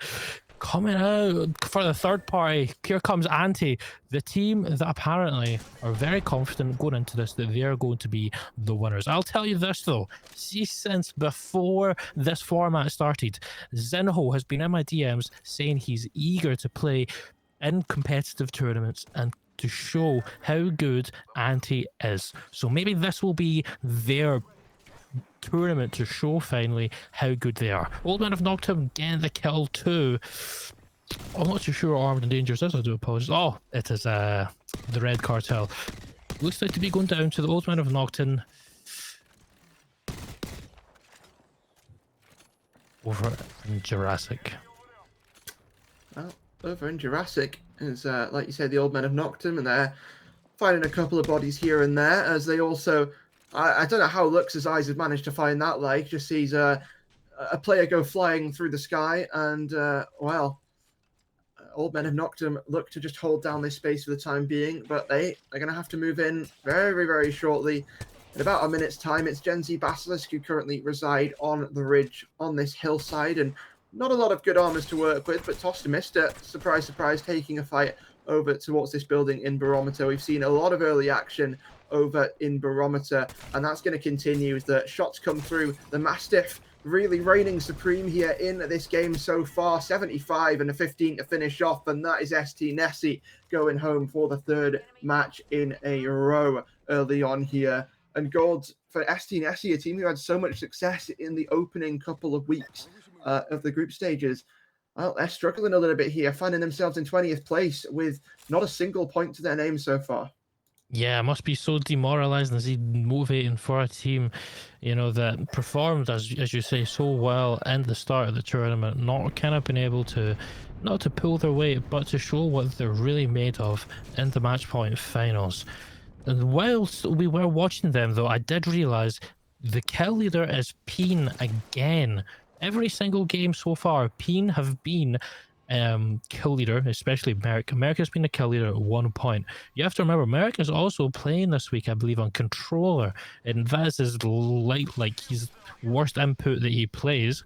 So to say that he's top of the leaderboard every game still is kind of insane. You know, imagine if he's playing M&K, maybe they just roll. Old Man of Nocturne getting some nades on into this pyramid kind of shape building. The dome coming out too. It's a really good dome. Looks so, oh, Charge Rifle get apart.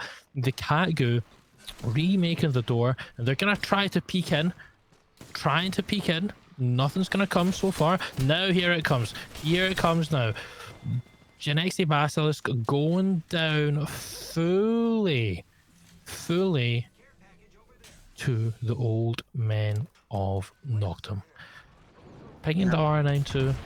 Oh, Tosta, Mista coming out, but the old men of Noctum gonna try and get away. Yeah, looks to. Oh, charge rifle going down. The locks are still full. They have this Newcastle still Hodge, so they can easily get the reset. Yeah, and you know, in these situations, it's often a lot better to have your Newcastle alive to, you know, have the potential of getting that res. You might not be able to get it, but at least you have, you know, a chance. Whereas if that Newcastle is down, then it's essentially already over because every single team pretty much runs Newcastle. So when you don't have one, it's so detrimental. And they've been backed away into a corner. Tosta Mista just looking to try and get that entry, but they recognize that that's not really the approach that they want to be taking when that Gibeot has been called down. That's just going to buy the team inside a little bit of time there if they want to reposition, if they want to run away, or maybe they just want to challenge this fight regardless. Tosta Mista have been backed up there a little bit, but Old Men have knocked him on the low ground, also being able to reset the fight back to a 3. So things become a little bit more interesting, but here comes the bubble, here comes the fight, and here comes Tosta Mista on the drop down. This is what they need to take. Tosta Mista need a 20-point game, by the way, to qualify for match point final next game. Old Men of Noctum though, they're playing this really well with the shield.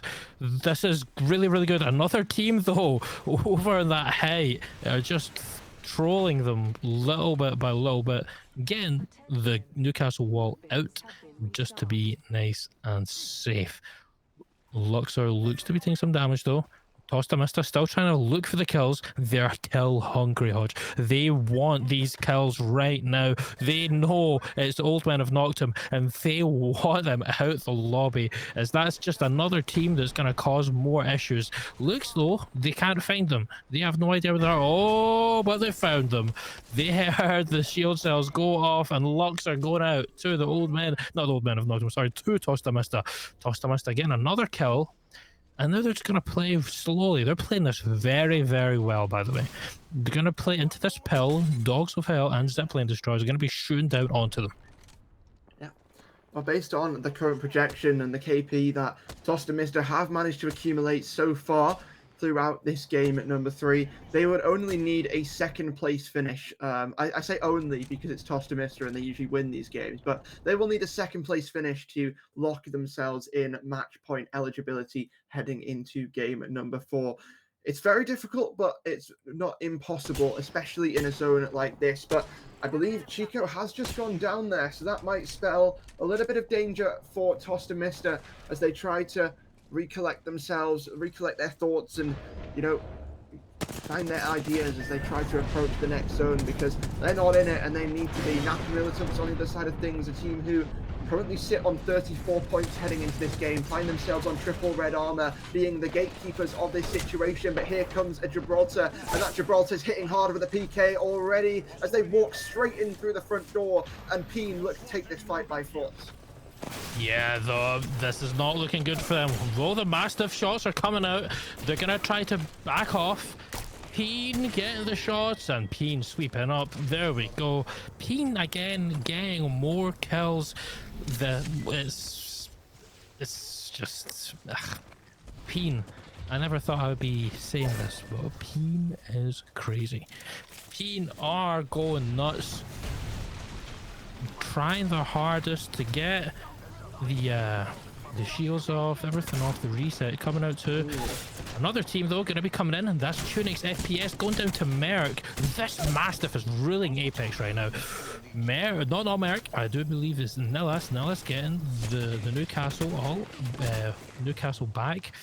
And Merc staying alive, going down. KO, this looks like it's completely took a 180. Genexi, Basilisk, for now getting the kills. Oh no, Genexi Orbital, I believe, getting killed by Peen. Peen showing up time and time again. They're on a lot of kills right now. And there's still 8 teams left in the lobby, and it's 4 closing. They quite have a long rotate, and Tosta Mista though don't have a long rotate. They're right next to zone. They're playing into CO station, but look at all the teams here. There's so many teams. Now they're going to try to get some shots onto the teams trying to get into zone. Really good game knowledge. Kill the teams trying to rotate in. This is really, really smart for them. Pick up any more KP, which is also going to get them higher placement points altogether. Wall coming down onto the teams coming down. Team on a height though, still trying to get them with this triple take. And now Dogs of Hell are in the pill. I don't know if I like this pill. Do you like this pill, Hodge? I don't like it. It's very intable. Oh, Kraber. I think I like it a bit more that when Fuse isn't in the meta, but it's still, you know, not the best situation to be in, but they do have a Kraber to work with, so, you know, that might change the tune a little bit when I talk about, you know, how good team situations are. When you talk about Tostamista, though, they were in a good position, and, you know, we talked about earlier on they needed a second place to guarantee a spot, to guarantee a match point eligibility in the next game. That you know, amount of placement points that they need is only gonna go down with the amount of kills that they pick up. So every kill they pick up is sort of an easier rest of the game that they have, I guess you can say. So we know how much they like to get kills, and we know how much team like to get kills as they run in and storm this building. The thermite is singeing away at all three players, though. They can't break through it. They're just getting stunned by this Newcastle wall, so they're going to have to break it and hide away and see if they can get back up to full HP. But Peen doing a great job there to rotate into the zone from what felt like an impossible position a couple of moments ago. Rotating in, taking control of that building, and I'm interested to see what they can do from that position because they've got a lot of open ground that they need to move into now. Yeah, 100%. I like where Aberty Alpacas are. OBK, over in that big building. That looks to be more where Zone could pull to. I like what they are. They have the rampart too, which is really good. Place it down on all the entry points. They also have Sheila, as everyone knows. It's gonna be singing. Come on.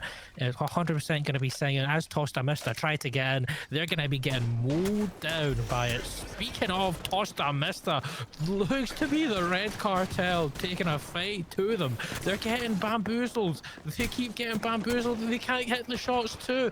Going down though. Mirage, Zabov, Aberty Alpacas, the team that were in the best spot, in my opinion, going down. And also the Red Cartel not looking too good here. And Tostamista could die. Ludwig going down. Another team taking a fight. And no wait, this is there. Where's Peen? What's going on? There's Gibeos. Peen killing Tostamista again at start point. This is the script. You're wearing a TSM top, Hodge, and this is the script now. I'm telling you, it's Ren. Peen kill Tostamista every time on start point. What's going on? Oh, when you talk about script, I see what you mean with TSM there, but I mean, Peen, it feels like they're destined to have a good performance in this last game. We've seen the amount of kills they've been able to rack up so far throughout Game 1 and Game 2, but they didn't have a good finish.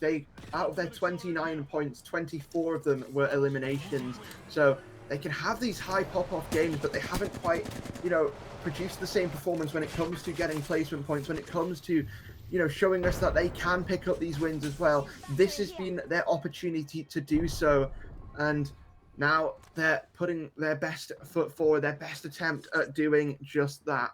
Top 4 position and pretty much central in the zone. Have the least distance to move there, and well, are going to be looking at all of these teams in this sort of double stack building when it comes to who's going to have to move first, when it comes to who's going to be willing to take the first shots, fire, you know, get involved first. And I think in these sort of situations, it does often just come down to whoever engages last potentially walks away with the win. Yeah, 100%. This is the kind of end zone that Zipline Desires are going to play really, really good at. You know, they're on height. They're going to look down over everyone, trying to kind of rotate through. If there's a team in that pill, they're going to be, you know, they're going to be not in a very good spot. The Gibby ult trying to come up, they'll get them off a height. They're just going to place down a Gibby bubble. They're going to be fine on height. There's a team they below don't have the them. bubble now, though. No, they don't. It's Yukon, though. Looks to be below them. And now, though, this is oh, they see the team coming in and trying to push out triple take. If I was Frandy J, I would definitely have the triple take and knock that out. Oh, this is huge. Look, they can see over the halo. That's genius. And also, they're just gonna nade in. This is free. Yeah, well, it looks like that team is in a little bit of a sticky situation. Zipline destroyers can just look down on them for the time being, but they're going to have to drop soon. Yukon, they've managed to stabilize for themselves for the time being, but they can't stay there forever. They've got to find a new home, and that home is taking siege of Peen's base. But one has already fallen as the defensive bombardment rains down. Two go down as well. It's all on this Newcastle. Peen defending, holding their ground so well as they look over, peek in, but they can't get too aggressive. Merc has to just be careful there. Can't overextend too much. Peen trying to heal up, but they're getting, you know, the house kicked in as well, it seems. That's a little bit of a defensive effort there, and they've managed to hold on for the time being, but can they get their players rezzed? Can they stabilize? They're looking for the early bubble fight. They're looking for the early engage. They will not want to waste a second, but Zipline destroyers, they're looking to engage. They're firing these massive shots on these bubble fights, and Zipline destroyers, they look to turn it around, but it's been turned around and kicked back right in their face as Peen strike their way to a win here in Game 3, and they finally get what they deserve. Peen, huge game, as you say. You mentioned placement was something they needed, and they didn't just get placement, Hodge. They got kills too on top of that. I think, Peen. could that be Peen on match point? I think it might be, you know. Peen is definitely on match point. Before the game was over, when there was 5 squads left, one of them had 6 kills and 9 assists. I think they're definitely going to be on match point here. Yeah, 64. Crazy. Tossed a Mister 2 points away. That was an insane game, lads. That was an absolutely insane game to watch. And we've seen 32 kills. Can we just call Peen Mastiff from now on? That's the most I think I've ever seen in a competitive Apex game that I've casted over at least. 44-point game. I mean, that is absolutely massive. I mentioned in the pre that last game there about the Peen need to sit back, pitch a tent, camp a little. Scanning the area. Well, I also mentioned that in groups, the games that they won, it's when they went full mast. It's when they went balls to the wall and absolutely insane. And that is exactly what they've done to win that match. An insane performance there from Peen, who I believe will be making it on to match point. What they've done is they've reached a peak, right? They have reached that peak. Now what they need to do is put that flag at the top of that peak and solidify their match point win. Put the big Peen on top of the peak. And then we're going to have to get a picture of Merck's Mastiff as the flag, because he was just absolutely bodying and headshotting for days on them. It was unbelievable. What I do want to know, actually, is where Peen struggled in the previous games. That although they were getting a lot of kills, a lot of the issues that they had when it came to resetting and stuff after those fights is that Nelasso on the Newcastle was going down. And it meant that they're not able to reset. But what you really saw, particularly in that fight a little bit earlier on, just outside of the tunnel, is that Newcastle was staying alive. Merc was going crazy with the Mastiff, and Newcastle was there every single time to pick him back up. Nelasso, they're doing such a good job on that Newcastle to stay alive. Even I do say that he did go down at the very end after getting a little bit aggressive and almost threw the game. But we'll take that anyway. And Peen obviously sitting on the top. You do say Toaster Mister, a 5th place with 10 kills. That is going to be a good amount of points, but it is not going to be enough to push them on to match point. No, it's not enough yet. But that being said, let's go to the leaderboard so everybody else in the stream can see where we are, where we stand. 73 points for Peen is the total score, so they're definitely match point without a doubt. 56 total kills so far in the 4 matches we've watched so far. Well, is it 3 matches? 3, 4. Oh god, I don't even know now. 3. Yeah, we get to catch 4 or 5. That's exactly it.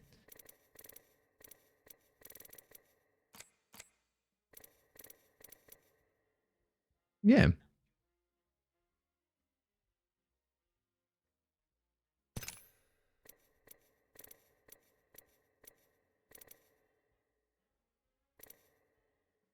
Could be in between both.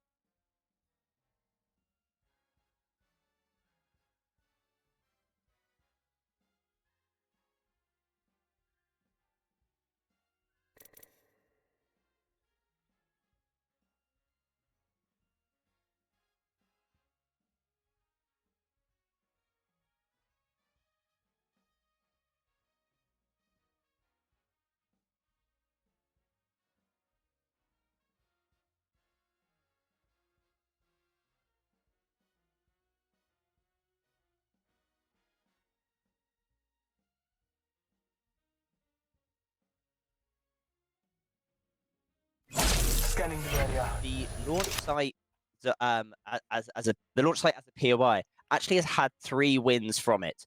1 from KCL Koalas, 1 from St. Nessie, and 1 from Peen. I'm not saying anything, but I think that they might well have picked that Ooh. they have indeed picked the only POI which they have won on World's Edge this tournament.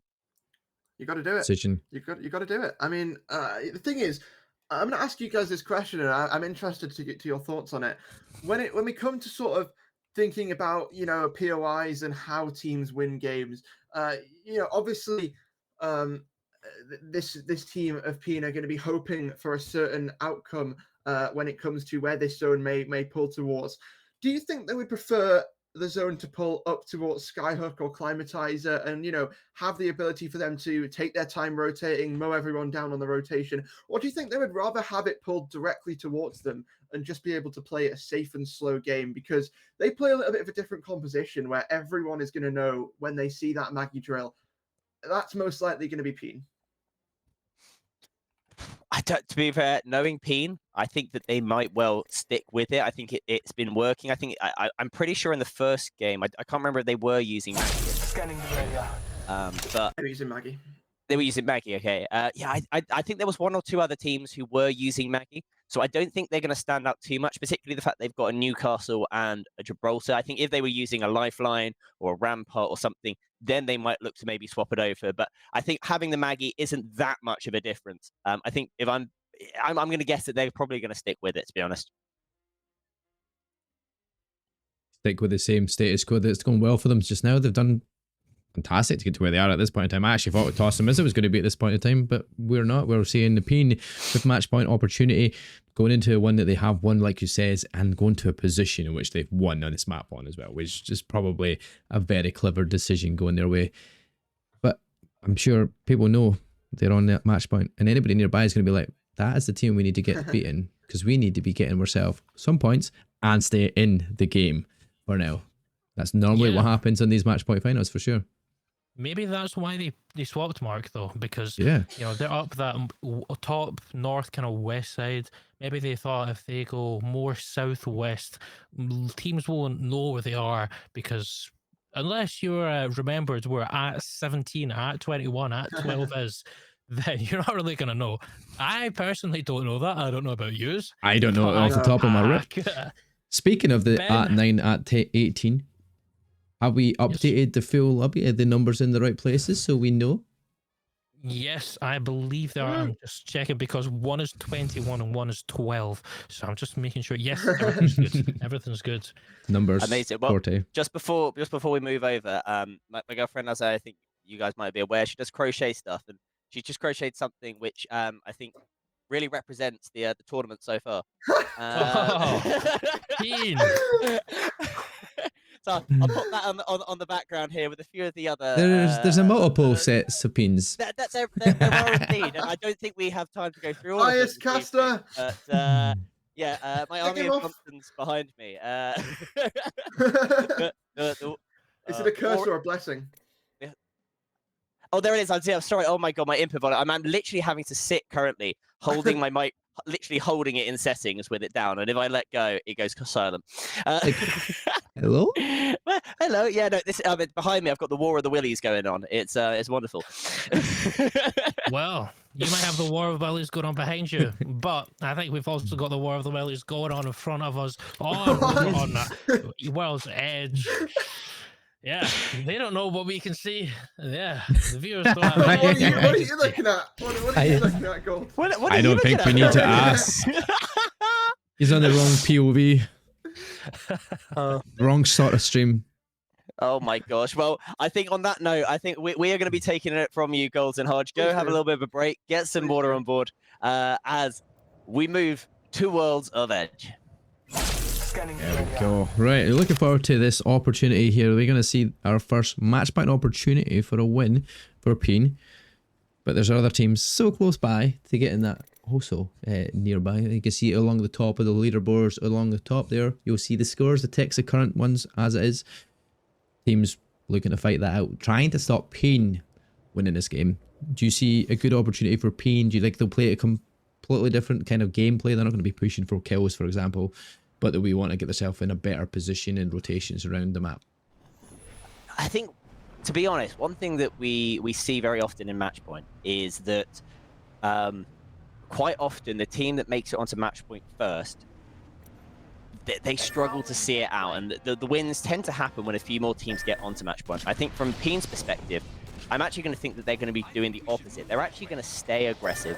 They're going to try and keep getting points because, remember, although the win has to happen for them to take the tournament, it is the next place best team will get second place, and there is a cash prize for second place as well. So I think, if I'm being honest, and third as well. So I think Peen are going to want to get as many points on the board as they possibly can. And if they're able to see it out to this game or the next game, they'll be very happy with that. But I think for them, they're just going to keep on going and do what they do best, because very often teams will change comps, change characters, change many different things when they're playing to try and win. And that's not how they play. This is an aggressive team. This is a team that likes to fight, that likes to go.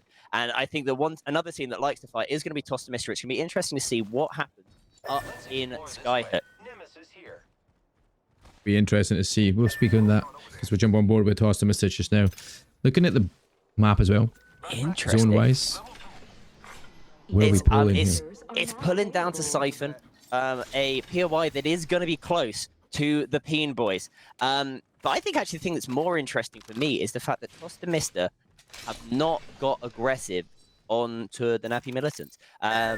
Slightly change in tactics there from Toss the Mister, and also the Nappy Militants, who didn't split up. But we are seeing now some aggression coming out of the Gen X Orbital boys over at Monument. Yeah, Zipline Destroyers with the height again, as we've seen them in the last round here, going into the second spot. But they'd always been in a real good position upward, looking down on teams, trying to get the kills early, get the picks, getting plenty of damage, but the team below are just staying out of harm's way for now, really, for the most part. A couple of teams, so Aquazik might be quite weak here. They're not going to push down, I'm sure, Zipline Destroyers, but Kenzie will be the first to fall. Senku will find the first, and that'll be the massive he's pushed on down, I'm sure, to get that kill. And Zipline Destroyers take away the height to go down below to find these kills. Zipline Destroyers now, you can see Catalyst with a Mastiff. That is going to be dangerous, and the frag grenades do go out. Up they push, and the Zipline Destroyers with a great smash there with that frag grenade. Are they able to get a knock? They do indeed, but they do lose one for it. It is a 2 versus 1, and down go Gen X Orbital. Brilliantly held there by the Zipline Destroyers, and a nice 3 points on the board for the Destroyers. They're going to be very happy with that. Yeah, definitely. A couple of kills on the board, a couple of KP points is exactly what they need. And Old Men and Knockdown, though, are currently chasing right down the red cartel, but Matters using the Octane to get away from as much damage as possible. He doesn't want to be taking anything else there because he was so close to his falling to that floor. It's Knockdown are fighting here with the Peacekeeper in hand. It's Luxor. You expect him to be one of the top standout players here in the lobby. In these positions he's been so far in the BLGS.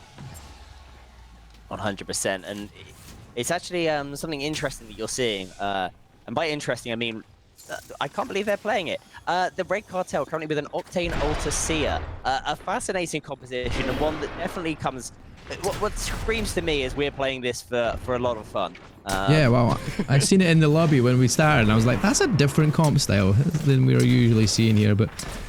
That's going to be interesting. Slide on in here. He comes in, opens it up for his team now, and all of a sudden, Luxor will get one, Center will get another, and now it's the whole team wipe the Red Cartel. We'll get that revive on Luxor as well, but Old Men and Knockdown finding the kills. As Anti do go down in the meantime. Anti falling to the hands of Gen X Basilisk, I believe, and Basilisk are now going down to 1. Yeah, down to 2 down even. to 2, but they've got that instant. Yeah, that was the defensive bombardment thrown out by the Gibraltar of Anti as he went down, which unfortunately is the thing which took them down. But a quick reset for Gen X, as we are seeing here, Toast the Mister on the screen, currently now in Landslide. That's a bit of a quick rotation down from Skyhook. Will be interesting to see if there's anybody nearby, as the Blood Wolves are in a little bit of fight just outside of the capital city. Side cap, a beautiful POV. It's a lovely little area to live in, abide, and if you're Blood Wolves, you're trying to sneak yourself inside, to be fair, because you don't want to be out here in the open up against it. But there's players sneaking in from behind. Zipline Destroyers are going to get the shots off. The Mastiff going big there. Thank you. Also finding the knock on Padsy. He finds it on Finny Boy as well. And now they're going to get the final kill in case the Alcalas will fall. But the third team there, is that going to be the next one? Just to finish off. Or did he get away? It does look like the rat there might well have got away. So not getting a full wipe just for now. Zipline Destroyer is currently outside the capital city. As we did see there a quick swap over. It looks like we might be having a Toaster Mister versus Nappy Militants fight. Obviously, two teams that landed next to each other opted not to fight, and it looks like that fight might well go down in a second, just at landslide. Shots there coming in from Chico with the Mastiff from long range, and then swapping over to the Hemlock. Yeah, this is quite a distant shooting here just now, but Ludwig does take tons of damage there. Oh, and I've just switched off to the wrong one. My bad. There we go. Jump back on now. Tried to hit closest enemy. Went miles away to his closest enemy. It wasn't actually the closest one, sadly. But there we go. Toaster Mister getting the high ground now, though. Chico up there with a Hemlock. The Gibby all going out as well. Ludwig still taking tons of damage in the distance here. But let's see. Oh, he's managing to stay alive. But look at that. Every single position, he's just getting peeked at through the building. Toaster Mister here. Managing to hold off that push, and in the chat we are seeing actually 2 goals, 1 Gibby getting a kill. So 2 goals and Gibby who have had a bit of a slow game so far. Are they going to be able to pick it up on this game in World's Edge? As Peen are looking to third party this fight, and Chico goes down to knock Sentinel. Old men have knocked him. Nappy Militant, Toaster Mister, and Peen are all here.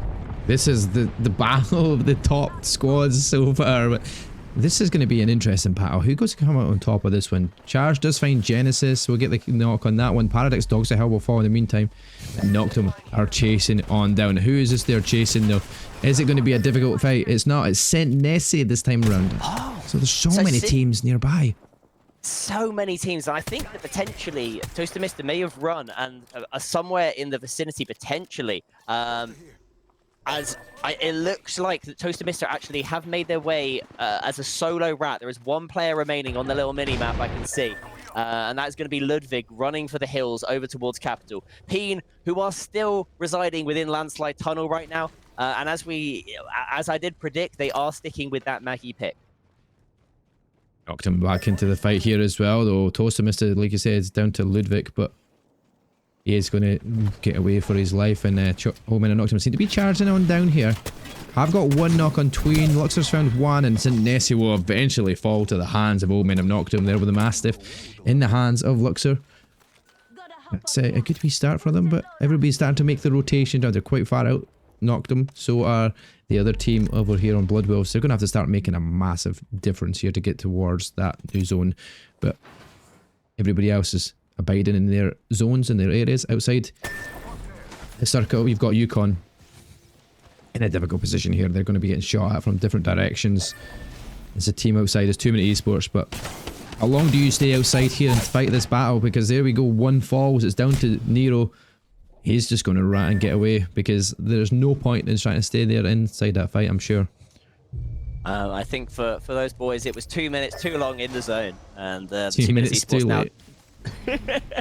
Down to 1 player, up to the Maggie, as Peen right now are trying to take an evacuation tower. Oh my god. Yeah, dude. Sorry, that was complete miss. I promise, absolutely misinterpretation. Yeah. They have absolutely managed to find a spot, not only within zone, but almost the center of zone right now. Peen, a beautiful rotate there from the evac tower. And it's going to be great to see whether they're going to be able to hold that down. 2 goals, 1 Gibby are currently sat in the other building within the zone. And it's going to potentially be a good game for 2 goals, 1 Gibby, particularly the fact that they have got 3 purple shields. As we are seeing, it's a crazy the position 2 Minute Esports are currently getting a respawn on all their players outside of zone. So great for the 2 Minute Esports, and it'll be good to see them all back into this game as we do move down towards Siphon. FDR respawning as well. So the teams which have lost players are looking like they are getting back into this game. The question is, will Toss the Mister do it? Yes, they will. Back into this game and straight away back in with a fight.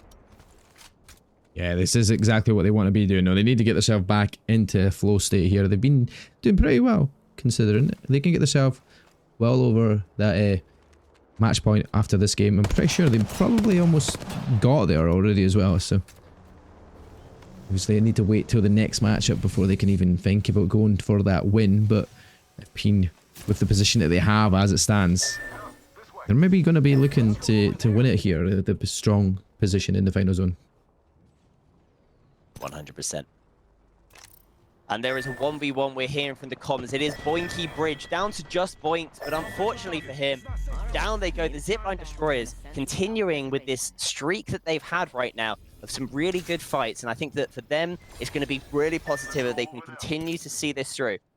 Obviously, there is only one team that can actually close this tournament out right now. That is Peen. Two goals from Gibby are very close to them, but the old men of Noctum are in a fight. And down goes to Newcastle. It's just down now to the final player. You know what the Pathfinder's going to do here, though? He's going to get out with his life as much as possible. It's charged rifle himself. He's going to make sure he stays alive. Sorry, Merc has just been taken out by Bart on with a charge rifle. Peen are down to just 2. That's going to be devastating for them, but I'm pretty sure they'll get that reset relatively quickly, potentially, here, if they've got that respawn beacon. I don't think they do at this point in time. Is there one nearby for them?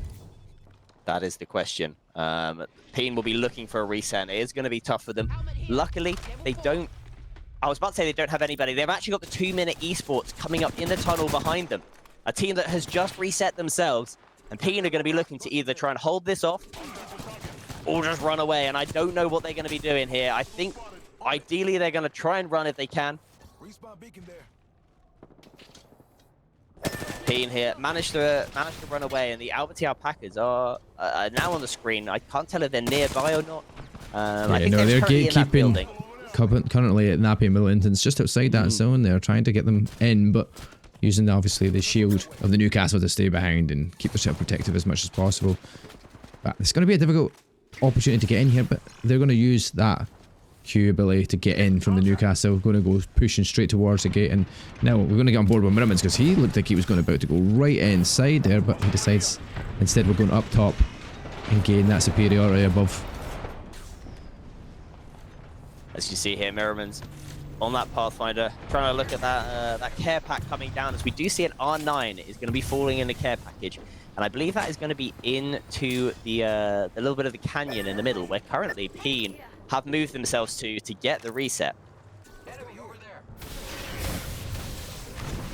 And a big fight now going up from in that tunnel that Peen were a moment ago. Old Men have knocked him. Down to 2, down to 1. Just charge rifle left on the Pathfinder. What can Charge do? He's just got the reset to as well, and eventually going to have to try and do the same thing all over again here. And it was TTV Raymond from the 2-minute Esports, the console player, absolutely going crazy on the Newcastle. It was his first time playing Newcastle last time out, which is when they had that insane play down in Losers 2. And beautiful to see the 2-minute Esports, who had to do a full reset inside of zone, making their way back in. Albert Alpacas are falling in the feed, and down go Peen. We go one more game. We've got at least one more game for sure. Peen are eliminated. Who was that? They got it. It looks like Drills is the final one to go, but I don't even know who was. FDR there are the Peen Destroyers. They have taken them down, and it is not going to be another game. Well, it is not going to be a win this game. We are going another game, which is going to be at least one more for us, but it's potentially going to be bringing back Golds and Hodge, which I'm sure they're going to be very happy to cast more games. Oh, I'm sure they will be. Hodge might not be, but we'll wait and see.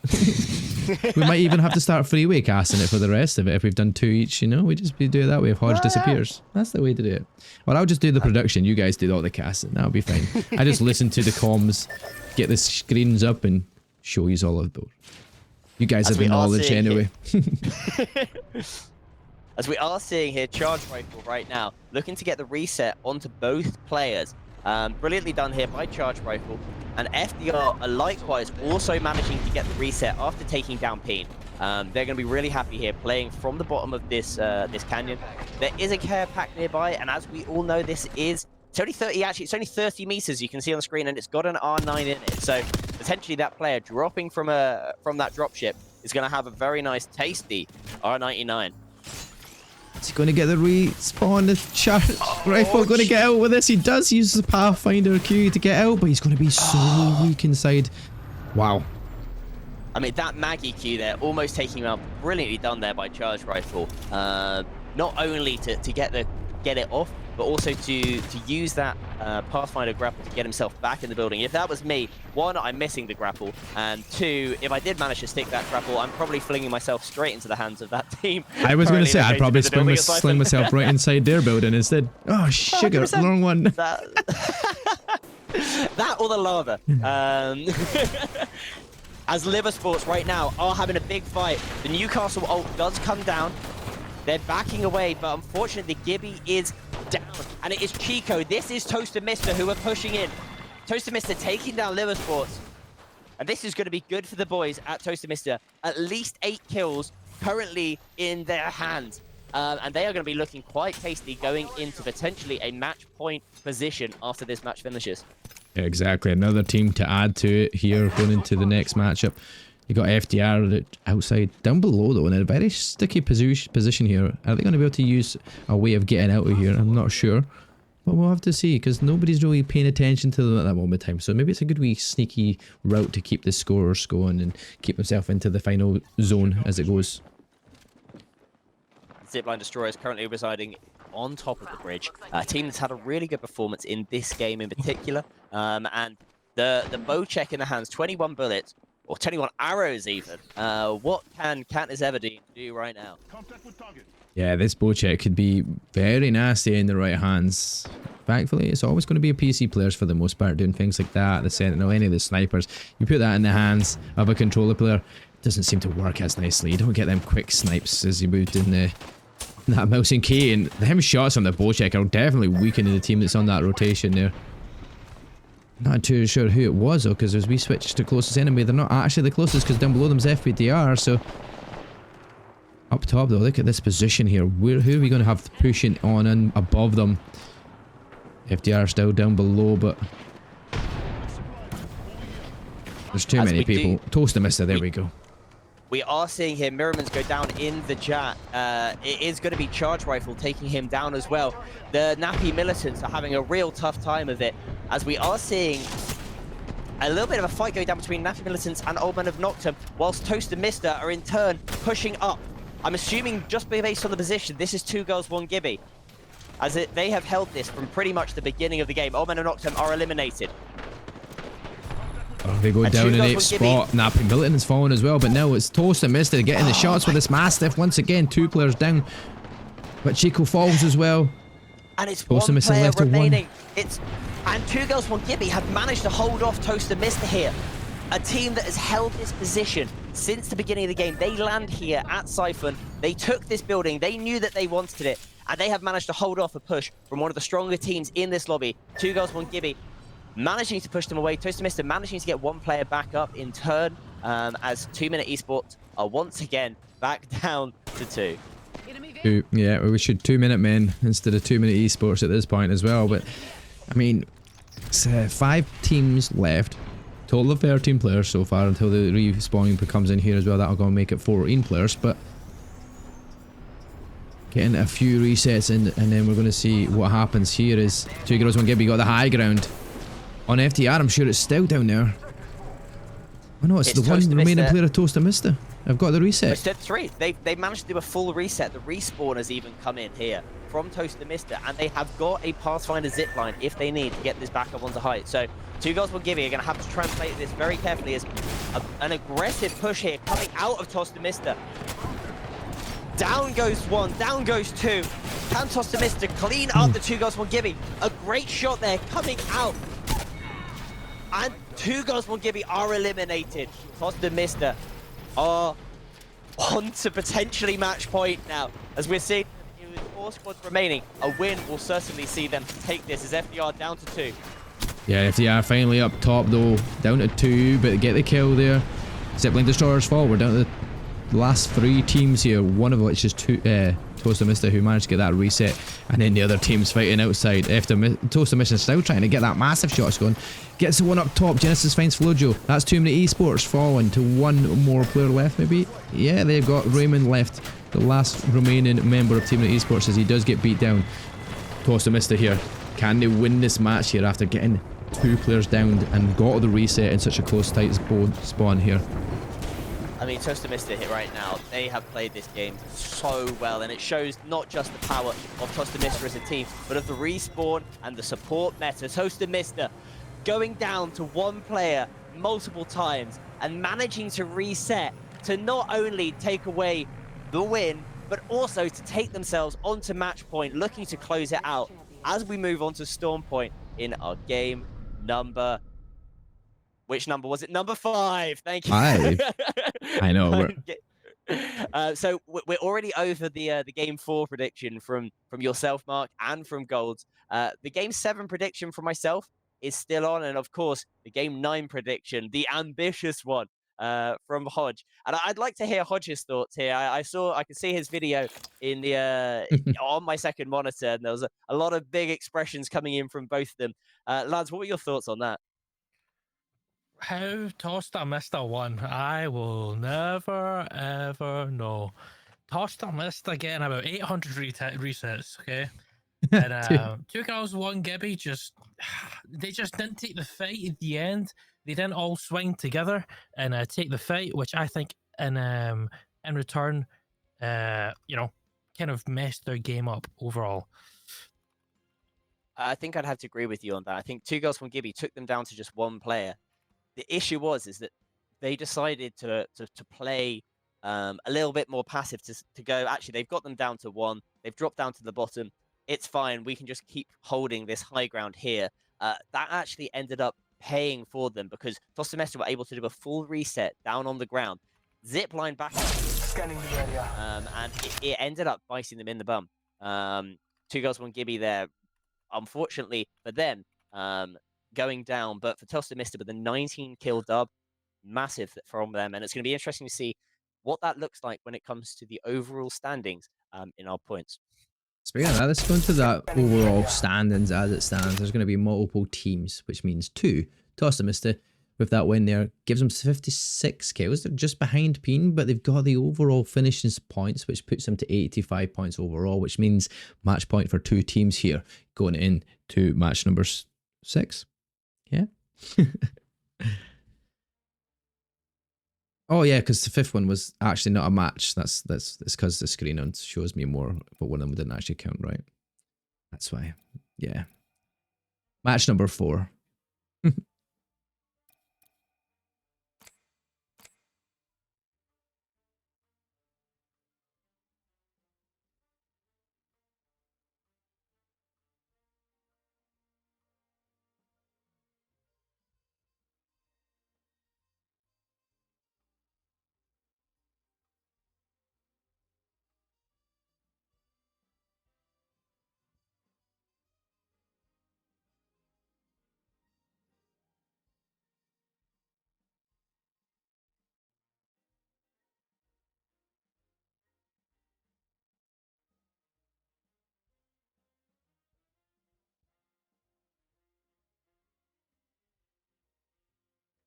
Yeah, definitely. I was just about to say that FTR's performance has been outstanding so far, getting herself up to their 45 points. 15 more points gets them onto that match point position as well, and that could easily happen in 1 match if you play your cards right and your positioning right. Nabi Militants as well, not that far away from that match point as well, so we could potentially, by the end of this match, maybe see 4 teams on match point if Toaster Mister or Peen obviously don't go on to win the match, that is.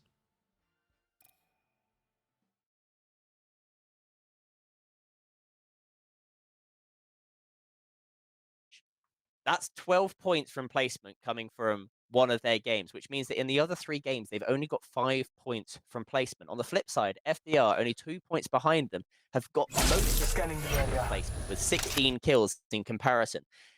It's really at the moment a game of who can not only get the kills, as we've seen Peen and we've seen Toaster Mister and the Nappy Millicents do, but it's who can actually consistently place in that top those top places to get those points. And FDR at the moment are really showing that consistency. Yeah, they definitely are. Speaking of which, consistency in going into the next match, we'll be going to Stormpoint this time round. Is there a change of POI for Tosta Mista? There is another POI, and they're going to be robbing it from Two Girls, One Gibby again. That's right, they won Cenote Cave over Bean again. I think this is some sort of beef we've made happen. I don't really know how that's happened, but I guess it has. I do apologize to Two Girls, One Gibby. Scanning the area. I do apologize. So Two Girls, One Gibby there, pushed over back into the bean as they were in the last game. The thing is, for Two Girls, One Gibby, it did actually end up working a little bit in their favor, because what they did, and I noticed whilst watching you2 cast that last Stormpoint game, was that Two Girls, One Gibby swapped over to the horizon, which allowed them actually to have that lack of stun animation when they landed. They were able to get to the car much quicker than the boys over at Tosta Mista, which made it really fascinating to actually see, because Two Girls, One Gibby, they actually managed to get that win. They managed to take the whip away from Tosta Mista, which was really great to see. Just looking along at the ticker along the bottom, but for some reason that score is not the same scores as the leaderboard, even though it's meant to be up capturing the same thing. So it got me confused because I seen 100 and odd points on the ticker, and I'm like, who's on 100 points? Nobody's on 100 points yet, not yet. So I don't know what's happening with the ticker, but don't listen to that ticker for a second. Yeah, I mean, at this point, I don't know what's going on. At least the games are running smoothly most of the time. So, speaking of, like what we just said there, POI drafts changed and stuff. All POI drafts set up goals for this next matchup on Starpoint. Yep, POI should all be set up. Some of the teams, by the way, have picked the same number for World's Edge. So whenever we swap and it doesn't swap, I'm like, okay, wait, Overstat's not working. Hold up. But it is working every time. Yeah, Bean for Two Girls, One Gibby again. But before, in the previous games with me and Hodge casting, they got the fight, they won that time. So hopefully it's going to be the same over on your end. Are we going in? Are we jumping in now? I think we will be, right? We should be getting into this one anyway. Right, it's going to be me and you again, Ben, once again, and then we could still get the chance of a match point win here. We could. There is still a chance. Or if you want your prediction, it's going to next. For my prediction's sake, I want it to go just purely for the casting a match point win. I would love it to see it closed out here, but it's been great to see so far. I think, as we've already mentioned, quite a lot so far this evening. Peen and Tosta Mista obviously playing really well, but I really would like to see some of those teams a little bit lower down the leaderboard take this opportunity to really sort of dig their heels in and really start to try and battle some of those big teams and get those points for themselves. Yeah, certainly. We have to change this. Okay, I'm just. Hi, Hodge. Should not speak that out loud. I'm like, production side of things. Yeah. Okay. Speaking of which, anyway, Gold's predictions for this one. Hodge predictions. You're muted up, Hodge and Gold so far. Sorry, I just noticed. That would explain why I've been like trying to talk for the past 5 minutes.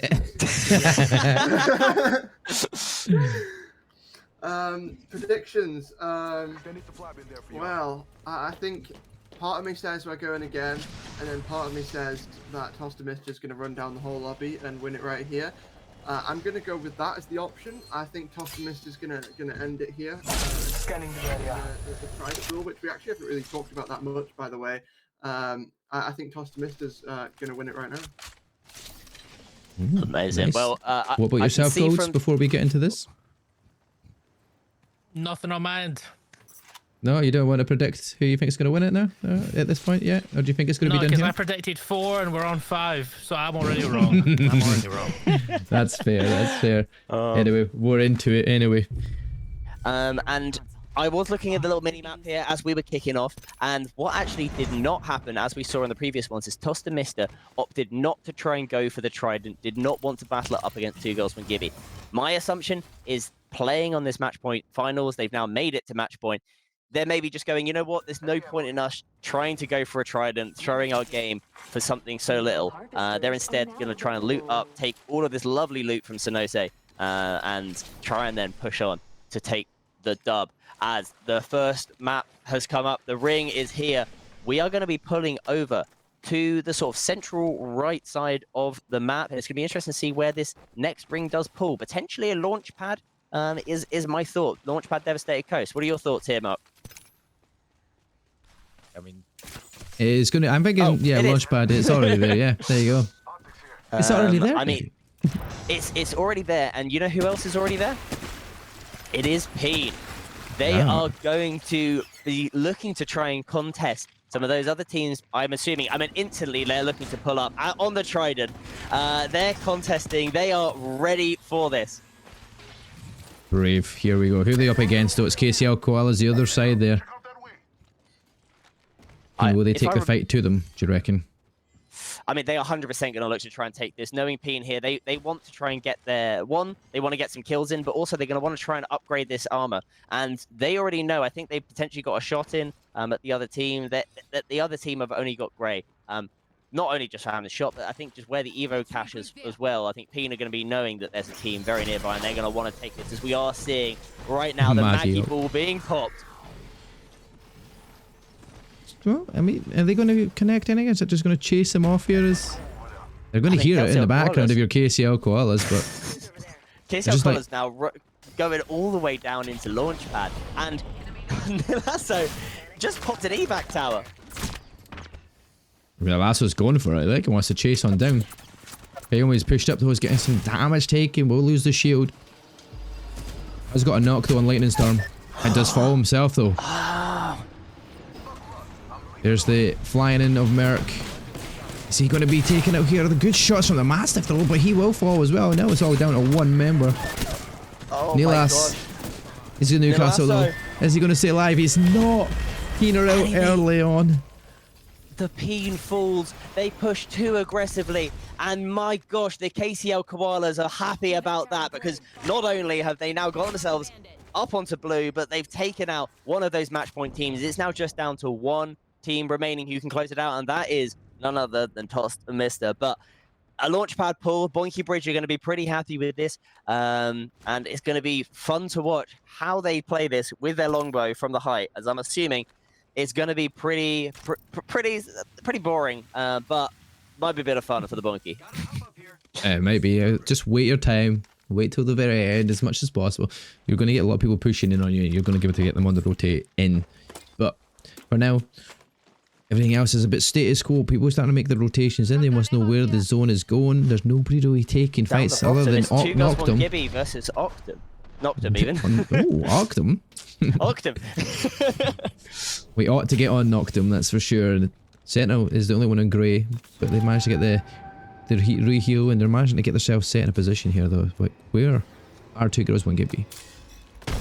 Up Two Girls One above. Gibby, obviously the only team playing Horizon right now. That is for what they expected was a contest up against Tosta Mister. And a quick rotate, you have to say, by Two Girls One Gibby, who were located down at Bean, to make the way already over to this area. They've now taken the height, and Piku at the moment on that Horizon looking to get some little pops on. Get some little pop shops for sure.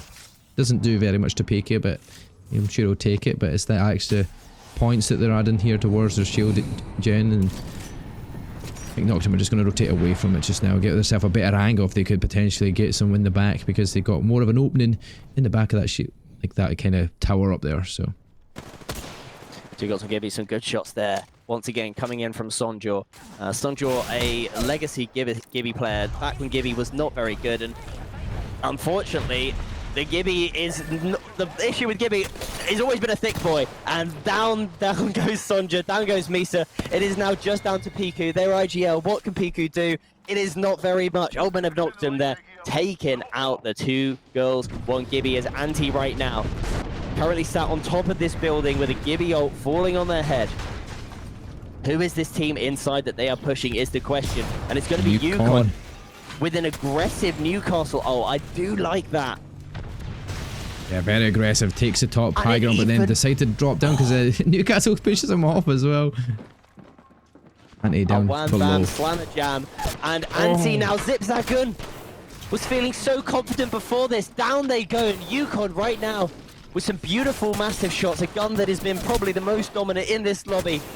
And Yukon pushing onto this anti-team. 1 player remaining, and now no players remaining. Gen X Orbital third party, no. They are indeed, and Gen X Orbital. Kenzie on the Pathfinder, looking to try and get some cheeky angles, and with purple shields, they are going to want to push this. Yeah, with Gibby Ope comes out here to get themselves reset up here and get the shields reset, because Yukon are obviously at the weak position after winning that fight out. But are we going to see a push in from Gen X Orbital here as they put the Maggie ult, goes in. Shots come off of the massive shields, but that's going to be some damage that they need to do. They break the shield, and Newcastle coming on in here, takes a shot. So that's Cherry that will fall. Yukon are eliminated, and within a matter of seconds there as well. Yukon are gone. And unfortunately here for Gen X Orbital, the Nappy militants of all teams have pushed up onto this. Mirrormans has gone down though. And Kenzie there managing to take out the first player, which is Mirrormans. Alex D throws out a Gibby ult and a Gibby bubble, and Nappy militants just going to be looking to run from the hills and reset. But I have to say, a beautiful hold and reset from Gen X Orbital after taking a fight. It's good to see from Gen X that they are going to be alive and well, as we are seeing quite a few teams, including Tosta Mister, currently located down at Pylon. Surprised. Tosta Mister still on blue shield, so at this point in time in the match, I normally see that quite high up there, taking it a little bit slower this time round. Obviously, they're the only team that can win outright here, the match point finals, now that Peen were eliminated very early on here. But charge rifle in the background there for Noctum, though, does get a knock on Romanoff, and they're charging on down here. On from the sky, trying to get their teammate Sentinel beside her as well, but FTR are eliminated. Noctum will get the reset and the recover the banner of Sentinel. I mean, the FDR, this is the first time I believe that they're not going to finish within the top 5, so a tough showing there for FDR in this, getting chased down by Noctum. And Noctum pay for this. They are actually now down to 2 players. They're going to have to try and go for a reset, and Liversports currently with a charge rifle. And this is Bart, who has been a menace with the charge rifle today, knocking Merc in the last game, which took Peen away, not just away from the lobby, but away from match point and continuing it on. So this man is a demon with the charge rifle, and I would love to see some shots hit, because it's a gun which I absolutely am terrible with. Reports and now Blood Wolves outside here watching like Noctum trying to get back in and get themselves the reset, because they did get that beacon, not the beacon, the evac tower destroyed from that charge rifle of Liverports. And yeah, I mean, it's a difficult position here for them, but we'll jump off board of that because it looks like it's going to be a little bit more staler than the teams out wide here, because Tosta Mister were currently in a fight, but I'm pretty sure they managed to win their one out here as we'll go over towards Boinky Bridge, who's staying fine and dandy on their bridge. A little bit of twerking going on there from Boinks, and Ro was enjoying that show. Hanging from the ledge, oh my gosh, looking for what he needs to see. As we are seeing Tosta Mister here pushing up into what I believe is the Nappy Militants. This is going to be a big fight. Can the Nappy Militants turn it around as Ludwig shields are cracked? The bubble is thrown forward by Chico, and they're looking to get aggressive onto this. Some good shots coming up from Genesis there. This Newcastle shield wall was out. The knock comes in though, and that's going to be full on push if you're Tosta Mister. They're going to go straight for it. The Gibby ult's going to come out to protect them for a second though, and there's going to be a third team coming in here as well. This is going to be an interesting fight. Nappy Milton's down to 1. Alex is the only one remaining, but Gen X Orbital are the other team to get involved in this third party position, using that Newcastle shield here, trying to push on up towards the Tosta Mister squad. They have spotted the players rotating back towards the tree, but they're also going to get third partied here from Alex, and I don't know whose position is best here at this point in time. I mean, I had to say Tosta Mister, because they've got the Red Cartel currently sat with advantage, I believe, throwing out some sniper shots from a distance. And I think Tosta Mister, are they going to try and push through, or are they going to evac away is the question. Making their way into zone for now. They have got more cover, and Raymond has gone down in the meantime, which oh, that is the 2-minute esports, sorry. Boink's taking down Pluto in the chat as well. So Gen X Orbital right now have got one of the most important fights in this whole game, and it's the Maggie Q that is absolutely massive. Now the Maggie ult goes inside of the inside bubble. the Gibby bubble. Oh my god. Oh, but the shots are just too crispy for Tosta Mister. One does fall. That's Chico. Who's going to be They've next, still though? got the Newcastle alive, though, and down go Gen X Orbital. Toaster missed Red. it. It's the Red Cartel right now, pushing up with the Vantage. This is massive. Can they do anything? They do. They take down Ludwig. They take down Chico. It's just out of the Newcastle. And Toaster Mister are taken out. We go into a game number 6. Oh my god, what is going on? Tossimus again in so many fights, so many teams nearby, and one of the other teams though that's looking to get towards that reset here is Nappy Militants, who can take it to also match point for the next match, and they know for a fact they're in this game, they're in this chance for match point finals winners as well, sorry my friend. Oh my god. They are indeed, but there is a team on the top of Pylon that has just hit the beacon, so they know that Alex is here and a solo, and it's going to be interesting whether Alex is going to be able to get his way over to the Crafter to get the banners. As Gen X Basilisk right now have got a team right in front of them, inside of the current zone, not inside of the next zone, and that is the Blood Wolves. Happy Militants in the meantime does get eliminated though. Scorching finds a kill on Alex, and that'll be them out of the lobby. We've got 11 squads left and another new winner potentially here in this match. Looking very much likely. The spiciest of chickens, a player that went absolutely nuclear with a Kraber in the Losers 2 bracket, and I would love to see him do that again here.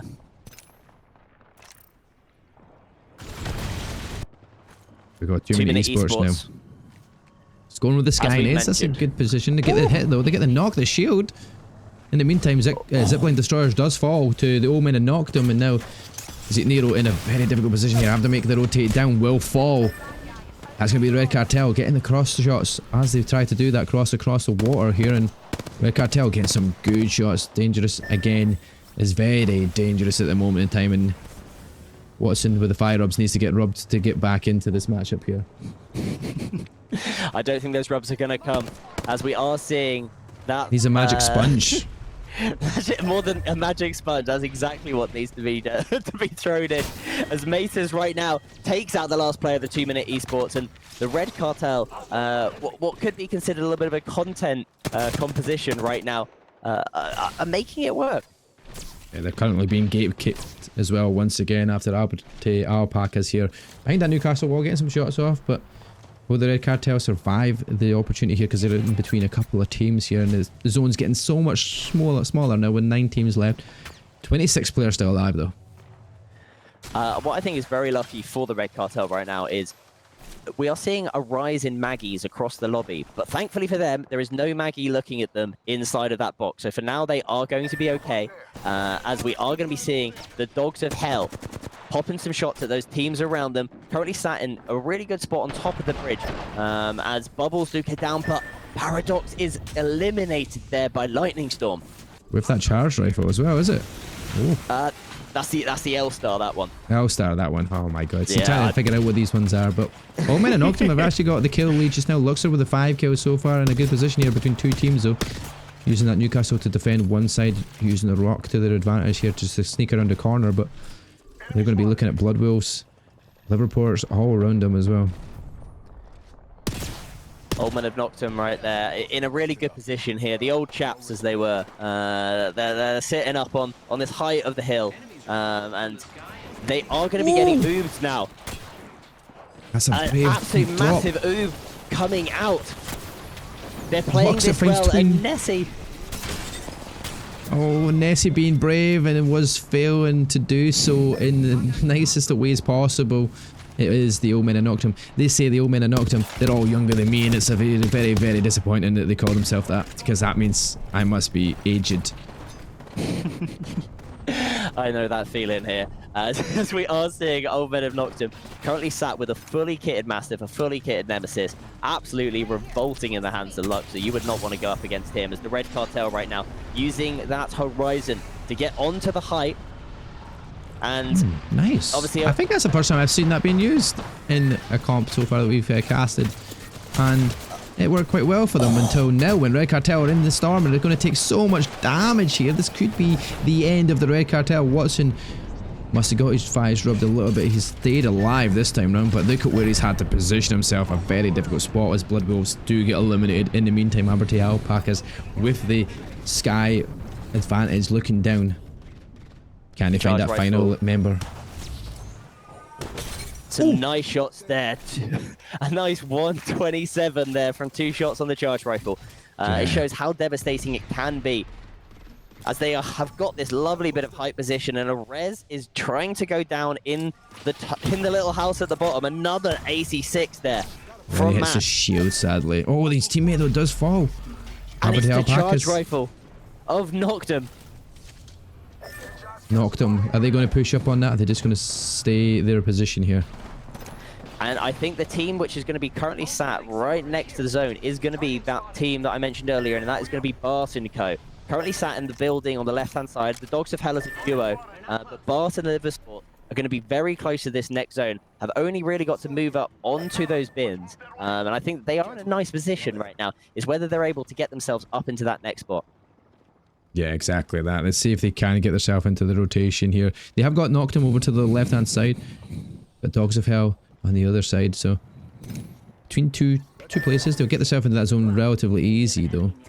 And there's only 5 squads left. They've still got quite a bit of time here. We've still got 40 seconds before the zone closes and people start to make the rotation. How late do you leave it though is the question, because Alpacas are starting to use the zipline now to get on inside, and all of a sudden meeting with Dogs of Hell in the middle of the route. Gibby out, Globe. The bubbles have been popped. The Mastiffs are singing right now for Huxify. So 2 beautiful shots. The KCL Koala's eliminated in the meantime, as beautiful flatline shots now coming out from Huxify, showing his ability with all guns. The Mastiff, the flatline, they are singing, and the Dogs of Hell. There's the first party marshalling though. the gates. Old The men have third knocked party him. from the old men. This is going to be absolute hectic now. We're down to 3 squads left. We're getting into that last zone here. 6 is underway, and now Gibby Bobble getting protecting of the Gibby ult. So very well used at that time. But who's going to be using this opportunity here now to get on? You see Dogs of Hell sneaking themselves around, trying to stay out of trouble until he had to. I don't think he had to take that shot yet, but his teammate will fall. Huxify is the last man alive here, and Old Men have knocked him behind the kill, left it to And it's a himself. straight 3v3. Old Men have knocked him with the triple red shields. Who is the other team that they are fighting? Is it going to be Liverpool? Liverports. It is indeed. Liverport's right now throwing out the Catalyst ult, which is going to be huge for them potentially, as they've split the zone, and it's how Old Men have knocked him now play this. They've used the bubble. They're looking for a full reset as an aggressive grapple comes out of charge rifle, but does not play out. Fencing with some beautiful shots with the Mastiff. Can Liverpool take this away?